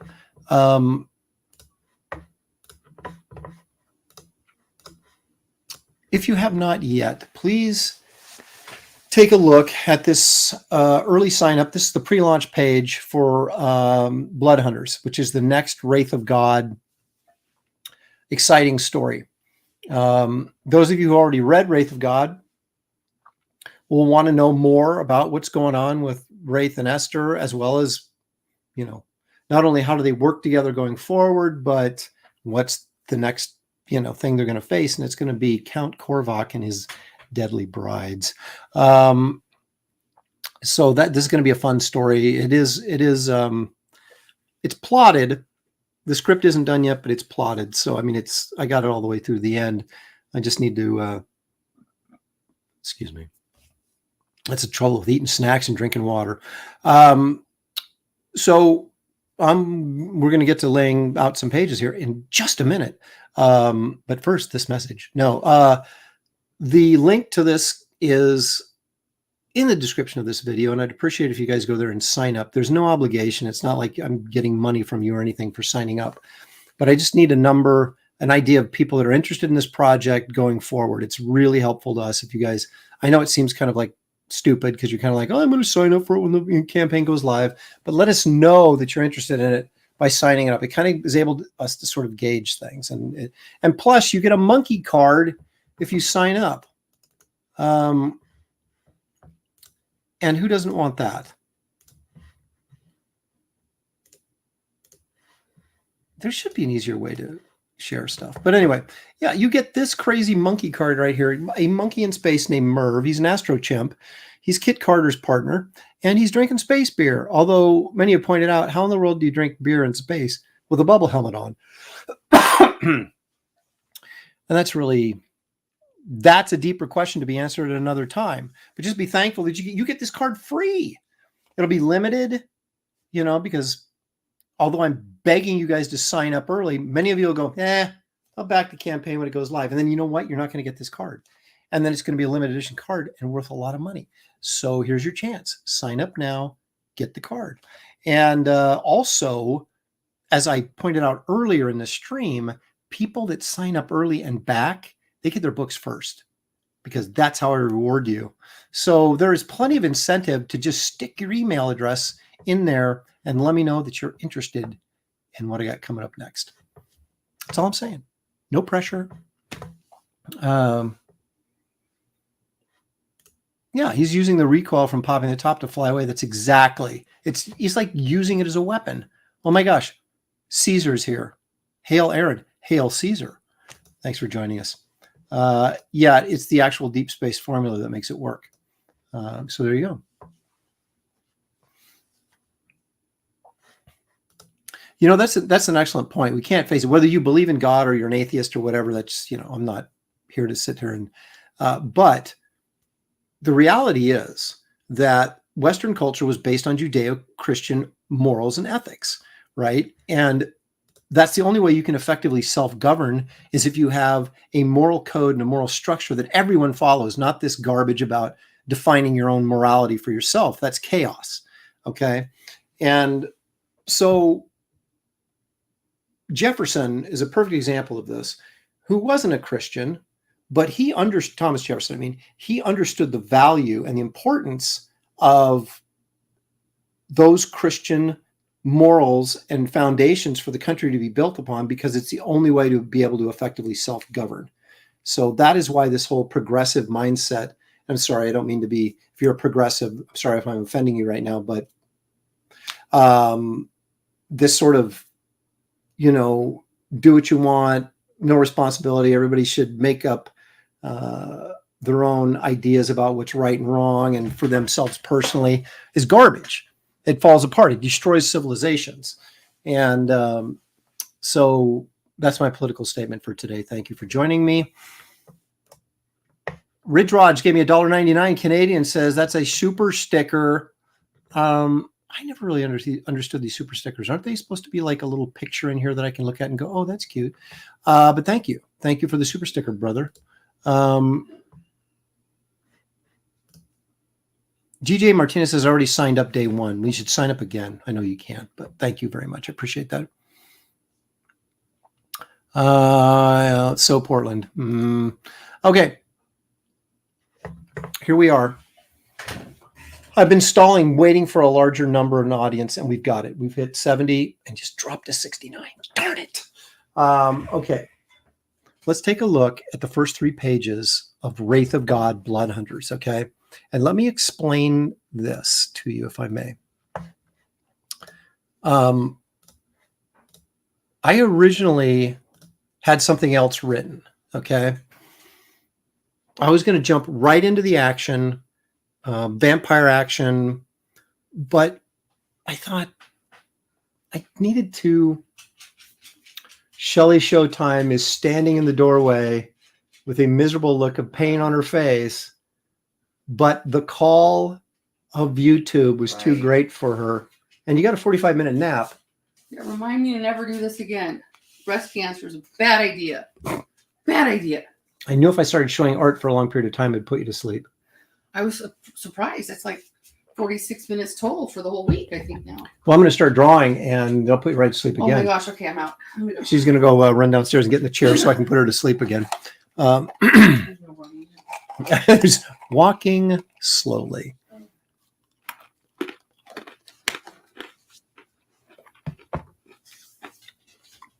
Shelly, we got cookies down there from Crumble. My daughter works at Crumble. So I was getting cookies and almonds as well. So, all right.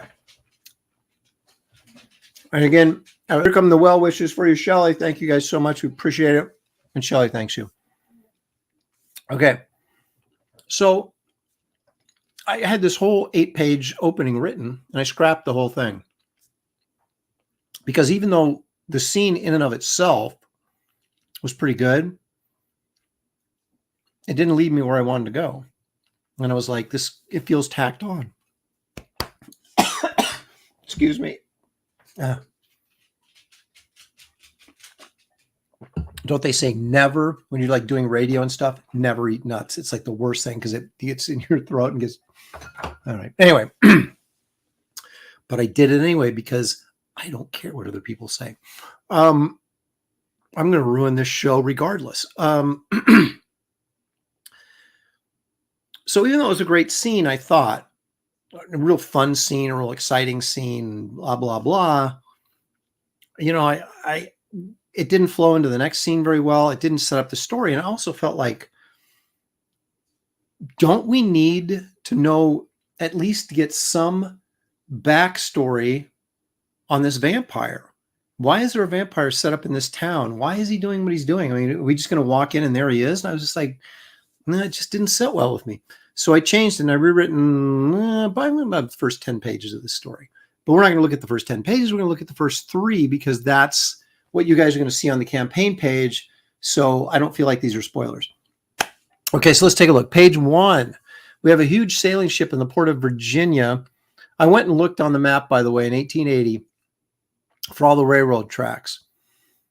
And what would be the easiest way to catch a train from the East Coast to someplace like, in Indiana or Missouri or someplace like that, right? And so I think I settled on, I was going to do Maryland. I don't know. Apparently I settled on Virginia because there it is in the script. Okay. So we have a ship. Then we have a shot of an ornate wooden coffin being lowered from the ship. So it was part of cargo on this ship. Some sailors loading the coffin in the carriage of an very creepy looking undertaker.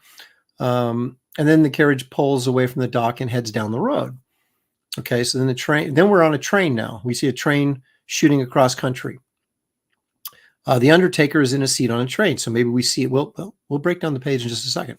The coffin is resting in the cargo, surrounded by bags and boxes. So we get a shot. So now we know we're on a train. The coffin is in the train. The undertaker on a horse-drawn carriage driving to town in the distance with a coffin in the back. You can imagine the shot, right? Is going to be from behind the carriage, so we can see the coffin, and we see the town that they're driving to in the background.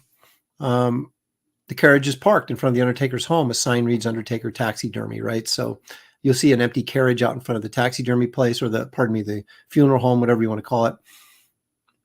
And then we have the undertaker pulling the coffin down some steps to a creepy basement area under the house. Okay, so now we've gotten from the dock where he picks up the coffin, and this kind of different shots of his journey to where he's going. The town it doesn't matter. But we know it's inland someplace. And then we see him. So let's do those first two things, and then we'll show you the big reveal. I'm going to take some ordinary 8.5 by 11 drawing paper. It's not drawing paper. It's 20-pound copy paper is what it actually is. I'm going to take a pen. We'll start with a number 8 and work our way down. Hyper Potato, I just asked for French fries. Son thought I said green beans. I don't like green beans. Wow, that whole food thing is not working out for you, is it? Well, I think, in the Old West, you've got some deaths, but you're in a small town. You got to kind of double up your workload.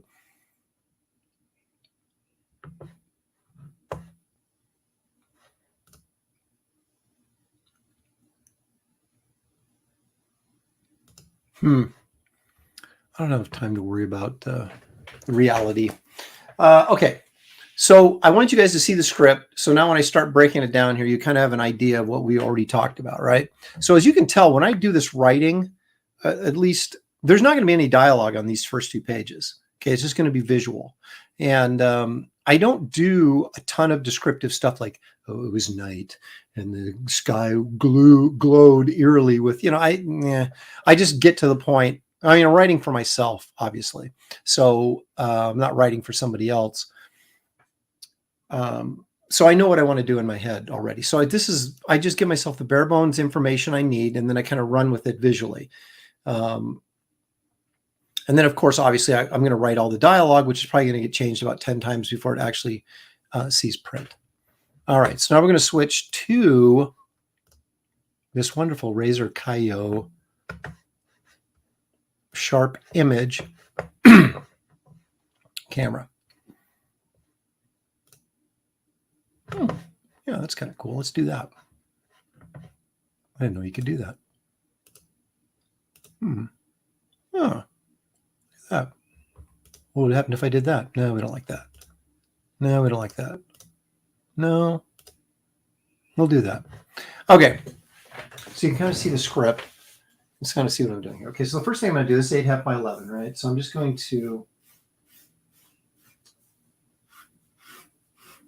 do my best impression of what the aspect ratio for a comic book page would be, which is your live art area is going to be 10 by 15. And so it'll kind of look like this. This is obviously a smaller version. Okay, so, and these roughs will, just like I did in the last campaign, I sold all the roughs for covers, for every page, the originals. And that'll be a perk that'll be available as well for this campaign. So let's say we're going to do this. And a lot of times I will break this down very fundamentally and then maybe move some stuff around to make it more interesting looking, more dynamic. But right now I want to make sure I get my storytelling beats on the page so I know what I'm looking at, and then we'll go from there. Okay, so let's say we got this dock, right? I'm not really sure what an 1800s dock would look like, but so we'll go here with this sailing vessel, and it's going to be I know they had some steam-powered stuff in the 1880s, but this is coming from Europe, so we're going to pretend that this is kind of an old school sailing vessel. Okay, so we got our ship on the dock, and maybe there's some ships back here, maybe some buildings, a little bit of some town stuff back here. Right? Okay, so that's how I imagine this, at least initially. So then what we're going to do is we're going to do something like this. We'd have like a horse-drawn carriage here, right? So we'll do the horse here. That's going to be a pretty basic, old, crappy wagon, right? And we're going to have this dude sitting here, and we're not going to get a good shot of him. That horse is too small, but all right. So we have this kind of thing here. Maybe we got some sailors here with bags over their shoulders, kind of stuff. Some people milling about. As I oftentimes like to do, I like to big face here in the foreground, and maybe he's yelling instructions to somebody. I have a few more dudes over here.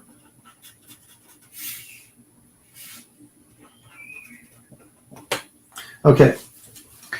So we kind of set the scene, and maybe there's going to be a caption box up here that says, Port of Virginia, if that's even a thing. I'll have to look it up, but Port of Virginia, 1883.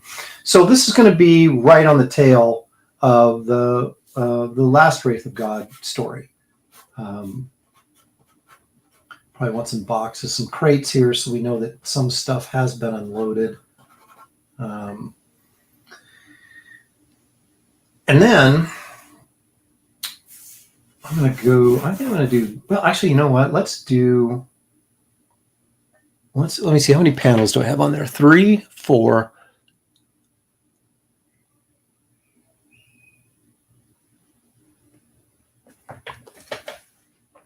What if I did something, I don't know, maybe I can expand this to,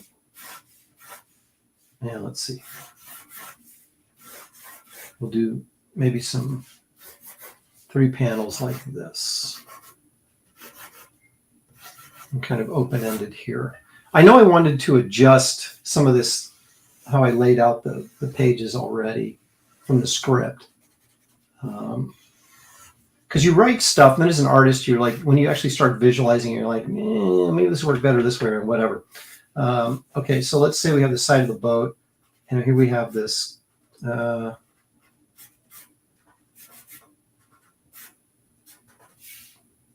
coffin being lowered down. I don't know exactly how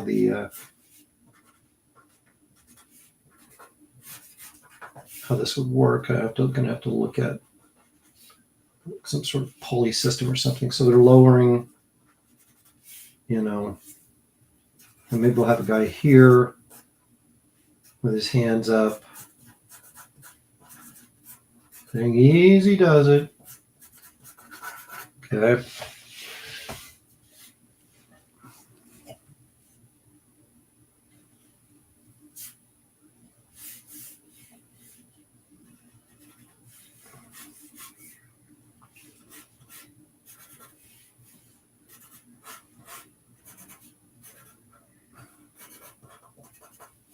Okay, so here's we've got maybe a high angle shot. Here's our driver. We still can't really see him all that well, right? We'll have him sitting here. horses over here. And then we have a couple guys pushing the coffin into the wagon. Okay.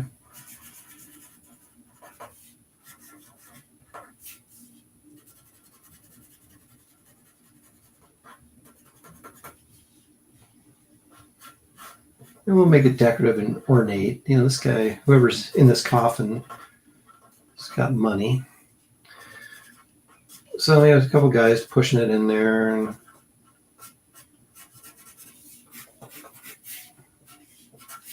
you know,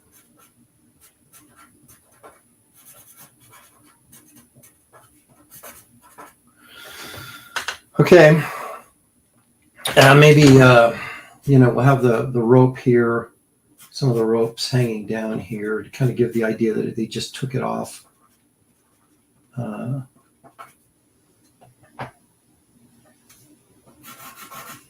ship's going to go like right there.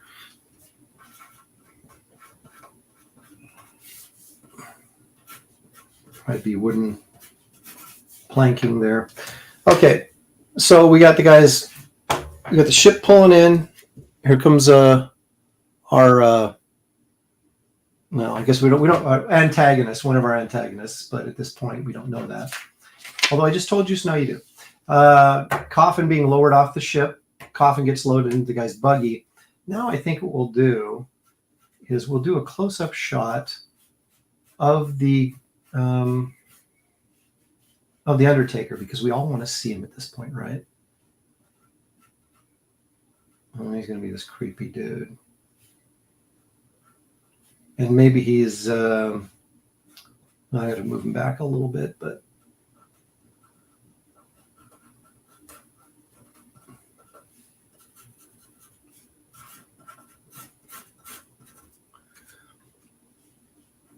he's going to have his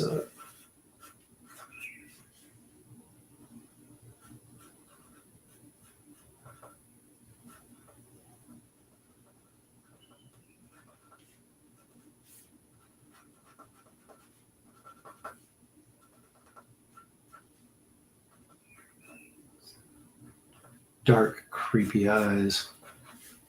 Guy smiles like that at you, you know he's up to no good. Big ears, stringy black hair. He has his hat on. He's going to have a top hat on. And let's just say he tips his hat to the guys for their help. Okay, so then we have a close-up of him. So now we get a close-up of our Undertaker there.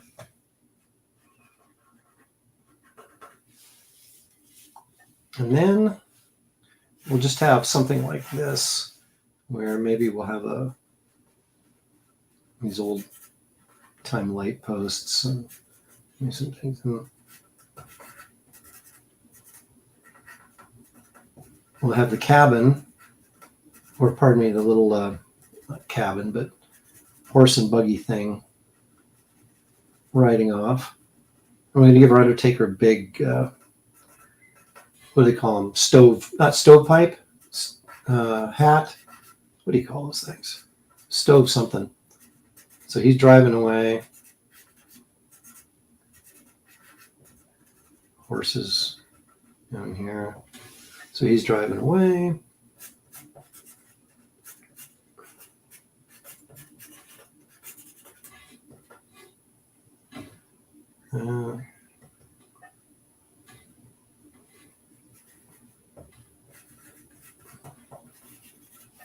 Okay, so now we've got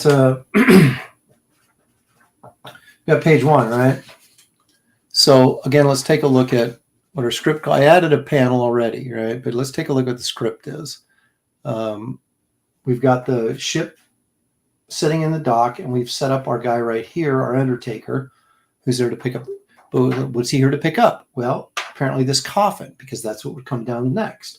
And then we see these guys loading the coffin onto his wagon. Now what I'll probably do is push this a little bit back this way so we get to see the whole figure of the Undertaker, even though we're not going to see his face until here. Then we'll see him there. Okay. Now, as I'm looking at this, I'm leading you up here. I should be leading you down here. So what I'm probably going to do is take these panels and flip them this way so that the angles are now going this way. And you'll still have the same panels, but his face now will be down here. And so your eye will lead right down to this guy on the bottom of the page, right? So I'm sort of working against myself right now. But again, that's why you do these layouts, because you look at it and go, okay, that's not going to work. This needs to change. So I'll take these 3 panels, flip them this way so they're pointed down this way. So I read this first panel, then I go boom, boom, boom, and this guy's head's here. And then it drops me right down to the last panel, which is him riding off into the sunset, so to speak. Okay, so this is what I'll use for my guide for the first page.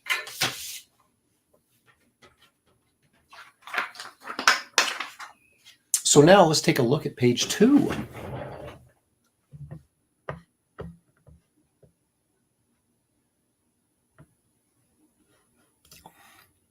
Well, I have to admit, old man, since I'm doing these with a specific intention of not only putting the roughs up for sale, but also I'm going to do another roughs layout book, right?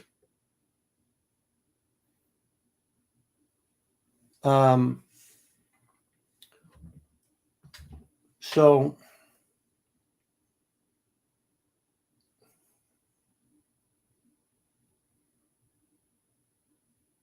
hang on a second.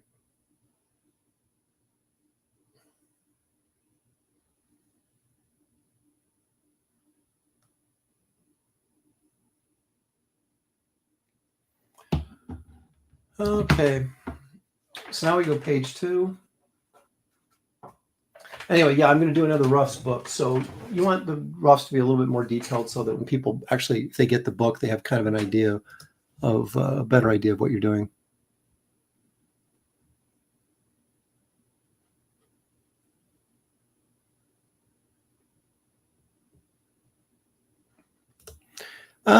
I don't know about that, Zed. Let me check into that. It's something I want to address on future episodes is writing for comics. So, okay, so page 2.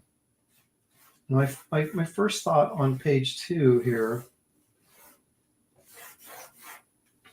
is to do everything horizontally. My mind may change on that, though. But let's see. We've got a 6-panel page here. First one is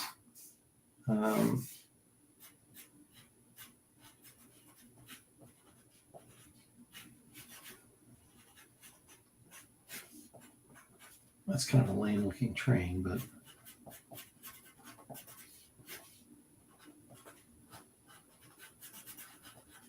these are the type of things I don't have in my memory banks. I have to go like look up.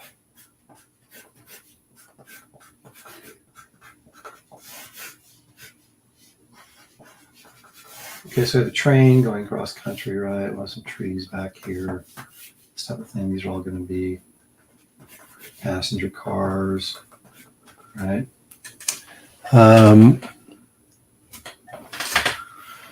So we can do 2 things here. We can go inside the train. Actually, I'm going to write myself a note on this. So I remember to flip those. Okay, so we have the train going down the tracks. Now we can either do a shot outside the train or inside the train of the Undertaker. And I haven't made up my mind.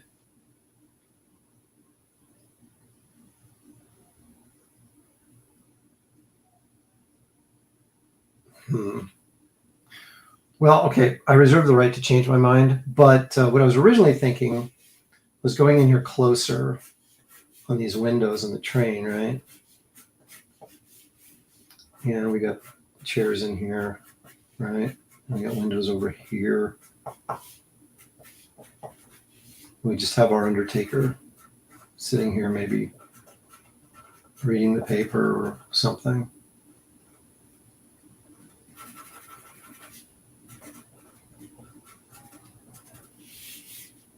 And we'd have some other people sitting in here. And maybe someone sitting behind him, looking out the window on this fine day.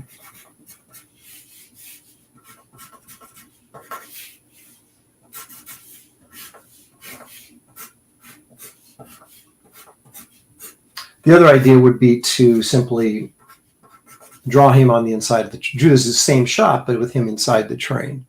And, you know, we shall see. Okay, so then we go, let's say we go here, and we're going to go inside one of the box cars, right? And we can't do that. So there's going to be a bunch of luggage stacked up here, and we'll see the kind of coffin sitting here amongst all the luggage. Maybe there's a window right there.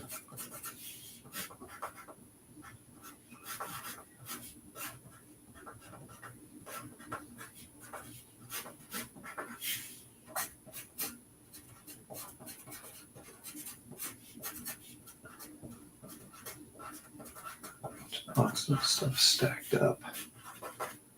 Train. I might probably change that to a little bit higher angle. So we're kind of looking down. We get a more sense that this is a box car. Let's see some trees outside the window here. Okay, so that's our first three. Then we got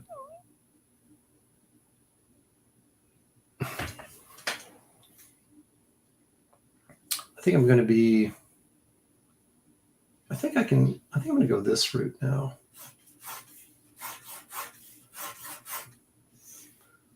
So now we're back to, I don't want to repeat this exact same panel again. So I'm going to possibly go a close-up of the wagon wheel. You know, maybe something like this.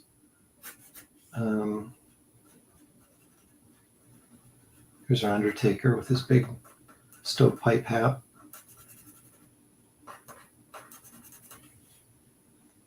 And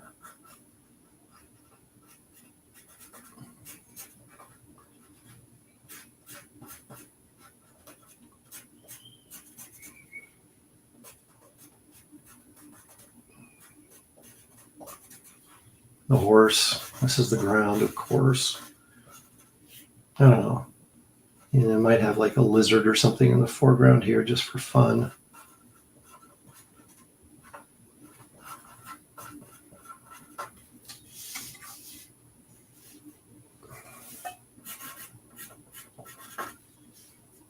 And then we'll show this town just down here.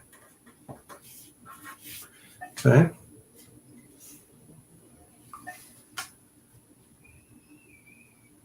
Then, now we're in the town, right? So we're going to have, again, I haven't really designed the building yet. So I'm just kind of, stuff is just sort of off the top of my head kind of stuff. Undertaker sign there. He's got maybe double doors here. Some windows with curtains in them here. And then we'll have the, let's see, we'll put the,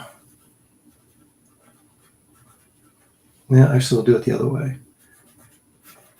We'll have the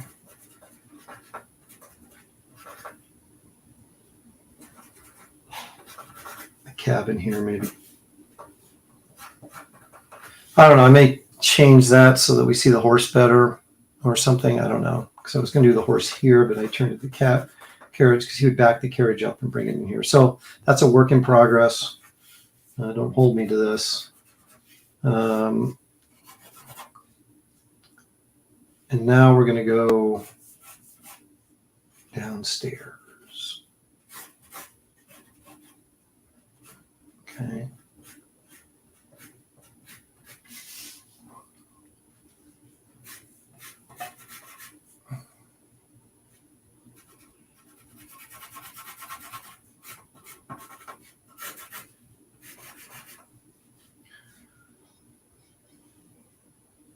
So we'll have this guy sort of with this, again, with this big top hat thing here.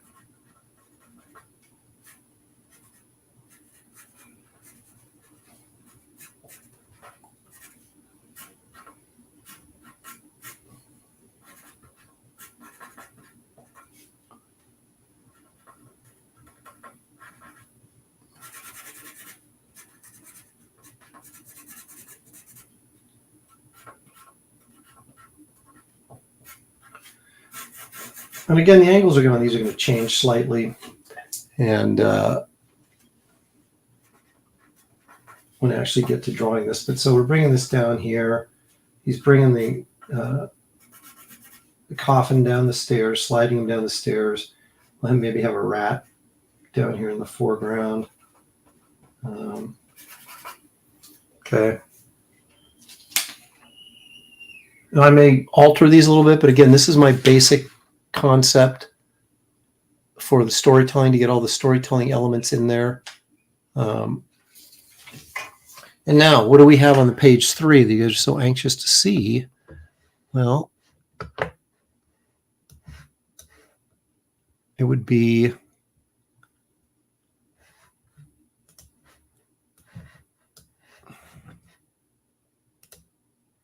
page 3. The coffin begins to pop open. The coffin top flings open a la Nosferatu. Count Korvac springs straight up from the coffin, mimicking the Nosferatu scene, and the Undertaker says, "Welcome to your home, master." Okay, so essentially what we've done then is we've established our villain. Now we don't know his backstory, right? But that doesn't matter, because now we kind of feel like, okay, we know he's just come over from Europe, and now he's just established himself in this town, and then we can move forward with the story, and then we get more details about him as we go. But I felt like this was a better opening.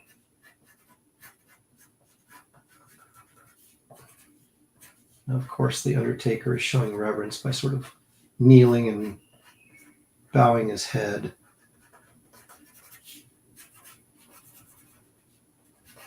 And he has his hat off. And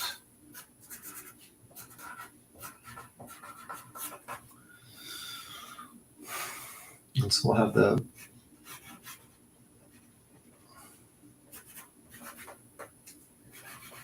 foreshorten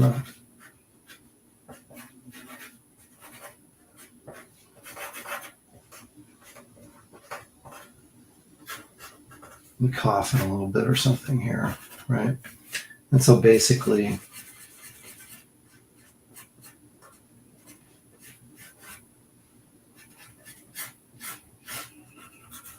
his big clawy Nosferatu fingers. These springs open in this.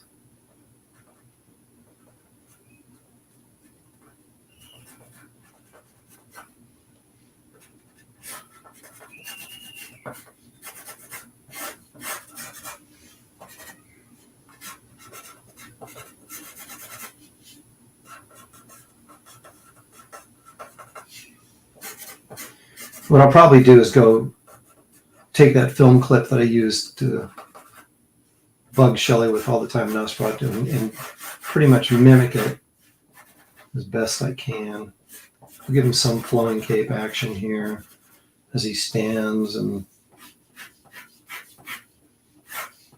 some support beams in here because we're in this creepy old basement. So our insets will basically be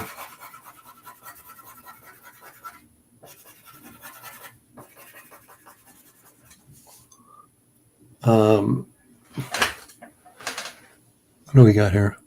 The coffin top flings open.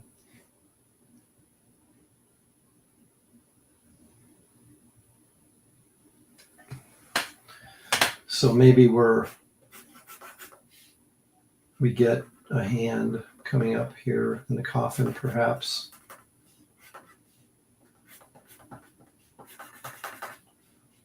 you know, pushing the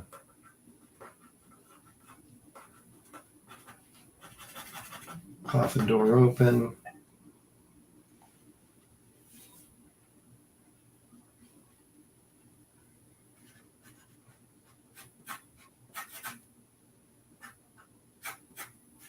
This flings open. Put our man in here.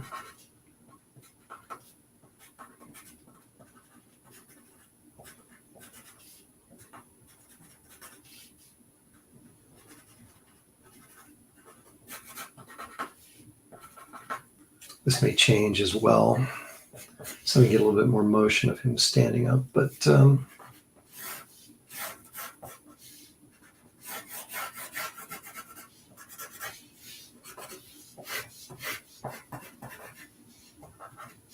be very dark down here.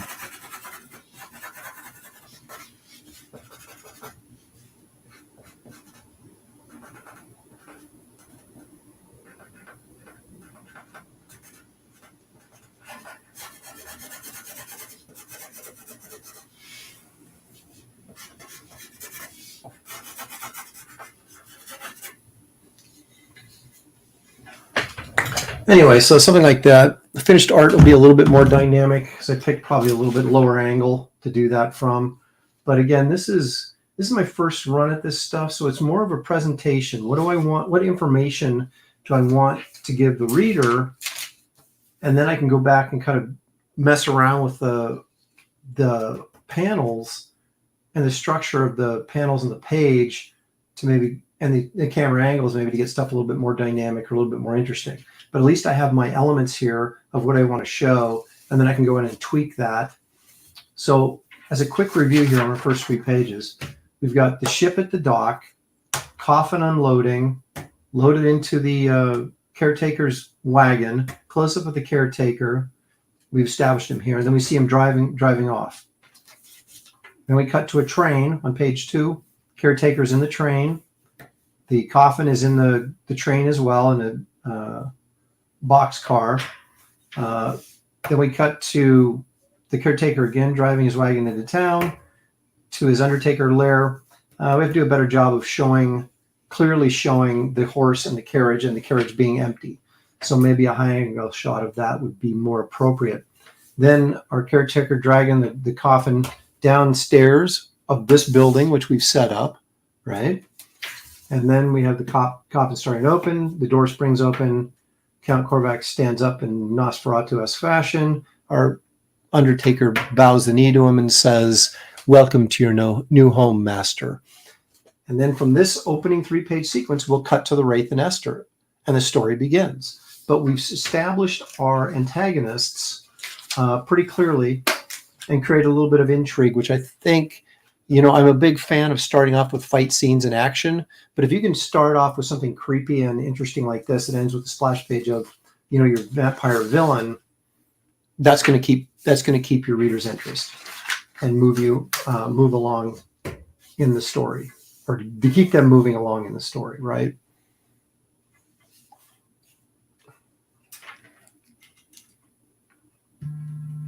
So there we go. And let's ditch this guy. Boom. So there we go. Simplistic, and yet that's how we do it, folks. That's the idea, my friend.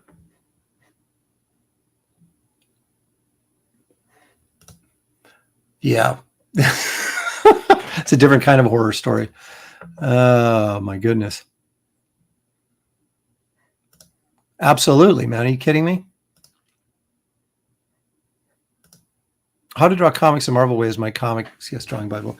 That's an excellent book. As simplistic as it is, it's an excellent book because it sets up and breaks down all of the important storytelling and drawing foundations, and you build from there.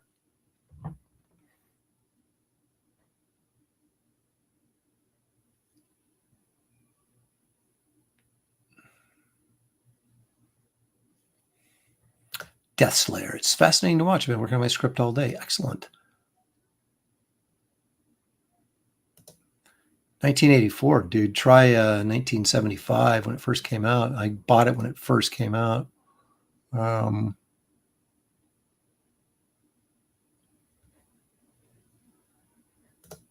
a lot of ways, yes, that's true. And I do most of my writing very much. I went to film school, and so all my writing instruction and my writing knowledge is screenplay, film based. But I also understand, like I said, we talked earlier about TV writing, that, I still have the comic book sensibilities of telling a story, giving you some action, giving you something dynamic, giving you something interesting, mixing the characterization, which makes you want to read the books and keep reading them, with the action, which is what draws you in the first place, right? So you have to have both those elements to have a successful comic. So anyway, like I said, that is a episode for another time that I can really sit down and I'm going to do a lot of that type of discussion once all the books are mailed out, and I won't be spoiling anybody else's book who hasn't read it yet. So, but I will do a deep dive into Wraith of God, why I did what I did, without, of course, giving away future plot points and things like that, but just within the specific contents of that issue and that story. So I'm looking forward to getting a chance to do that. But in order to do that, I've got to get all those books mailed out first. So, and there I am again. So that's this show, actually, for not having Shelly co-host, this actually ran a little long. I wasn't expecting to go this long today, but exactly. Scooby-Doo is one of my main influences in life. It's going to be up in August sometime.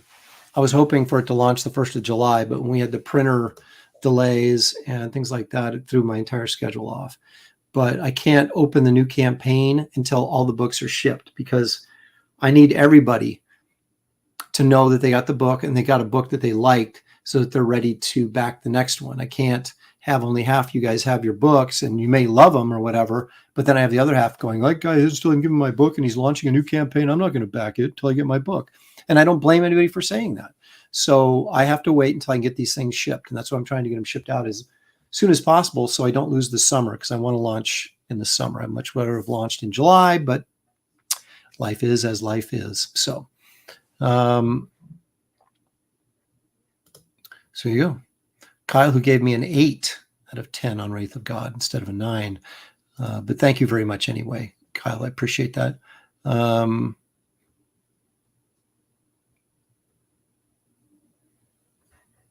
Page 3 is Shelly's favorite. Heck, it is. She'll love it.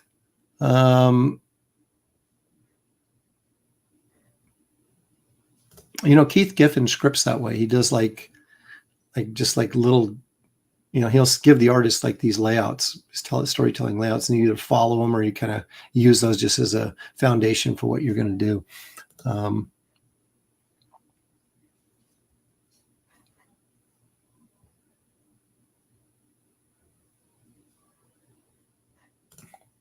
Again, like I said, I don't know of any book off the top of my head, although I'm sure there's one out there, one or two out there.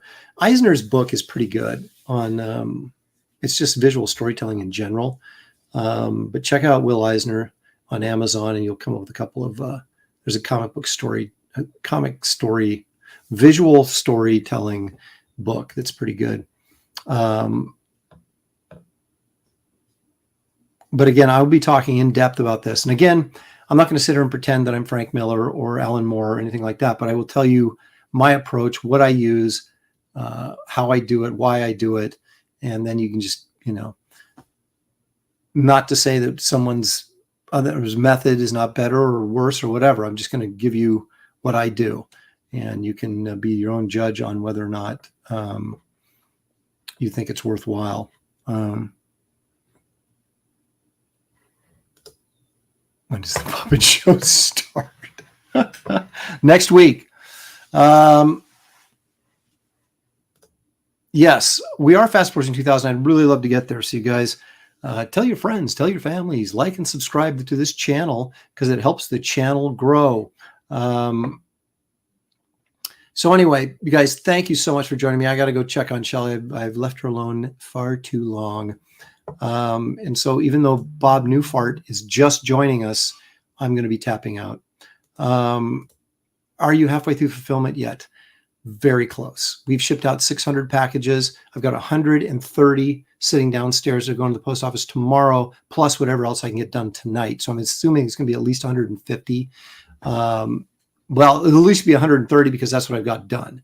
I think I can get to at least 150, maybe more, because everybody's down right now. So it's just me. I'm doing everything. So that kind of slows me down. But we shall see.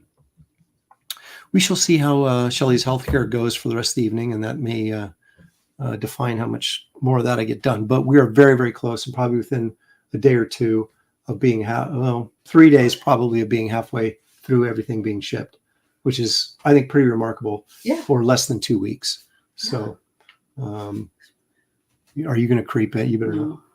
You're right there. There's my water bottle. There's her water bottle. Hi, She's guys. right on the edge. So temperature is getting a little warm. So we're making sure that And she's she was like, if I start oozing, oh, so don't worry about my it. unless you drains start oozing gross stuff. Okay. We haven't done that yet. No. So there you have it. all right. Well, that's good to hear so far. Anyway, you guys, so that's Shelly chiming in for the last time before I chime out myself. But thank you for joining us. I appreciate it very much. We couldn't do this if we didn't have you guys' support out there, not just to the YouTube channel, but to the books as well. I hope you guys feel you're getting your money's worth. Those of you who got them, and those who haven't, be patient. We're getting them out as fast as we can. You'll get them soon. But anyway, it's Sunday night. Enjoy the rest of your week. Have a great week. I know there's a heat wave coming, so stay cool if you can, and be good. And we will talk to you guys soon. Oh, Saturday, Comic Art Convo with Sequential Treasures, Saturday at 4:00 Pacific. Don't miss that. That's always a fun time. And then, of course, Comic Kings on Tuesday. Comic Kings on Monday. Professionals on Tuesday. And I'm going to be on Andy Smith's show Wednesday, talking about comic collecting of all things. So, look at that. Beastmaster Renee. It's not Renee, it's Renee. Your comic was great. Aaron got it in California. I assume that's what CA means. Thank you, Renee. I appreciate it so very much. Everybody loves Renee. That should be like a TV sitcom. Everybody loves Renee because they do. And she's awesome. And check out her project as well. I think she got a new printer for her book, and after the ones that were damaged, and is shipping them out. So you guys should be getting those as well if you haven't got them already. So a lot of good stuff happening in the CG landscape. A lot of good people doing a lot of good work. So make sure you support them all. And if you can, and at least check them out, give them a look. So anyway, blah, blah, blah. Thanks, everybody. We will see you guys next time.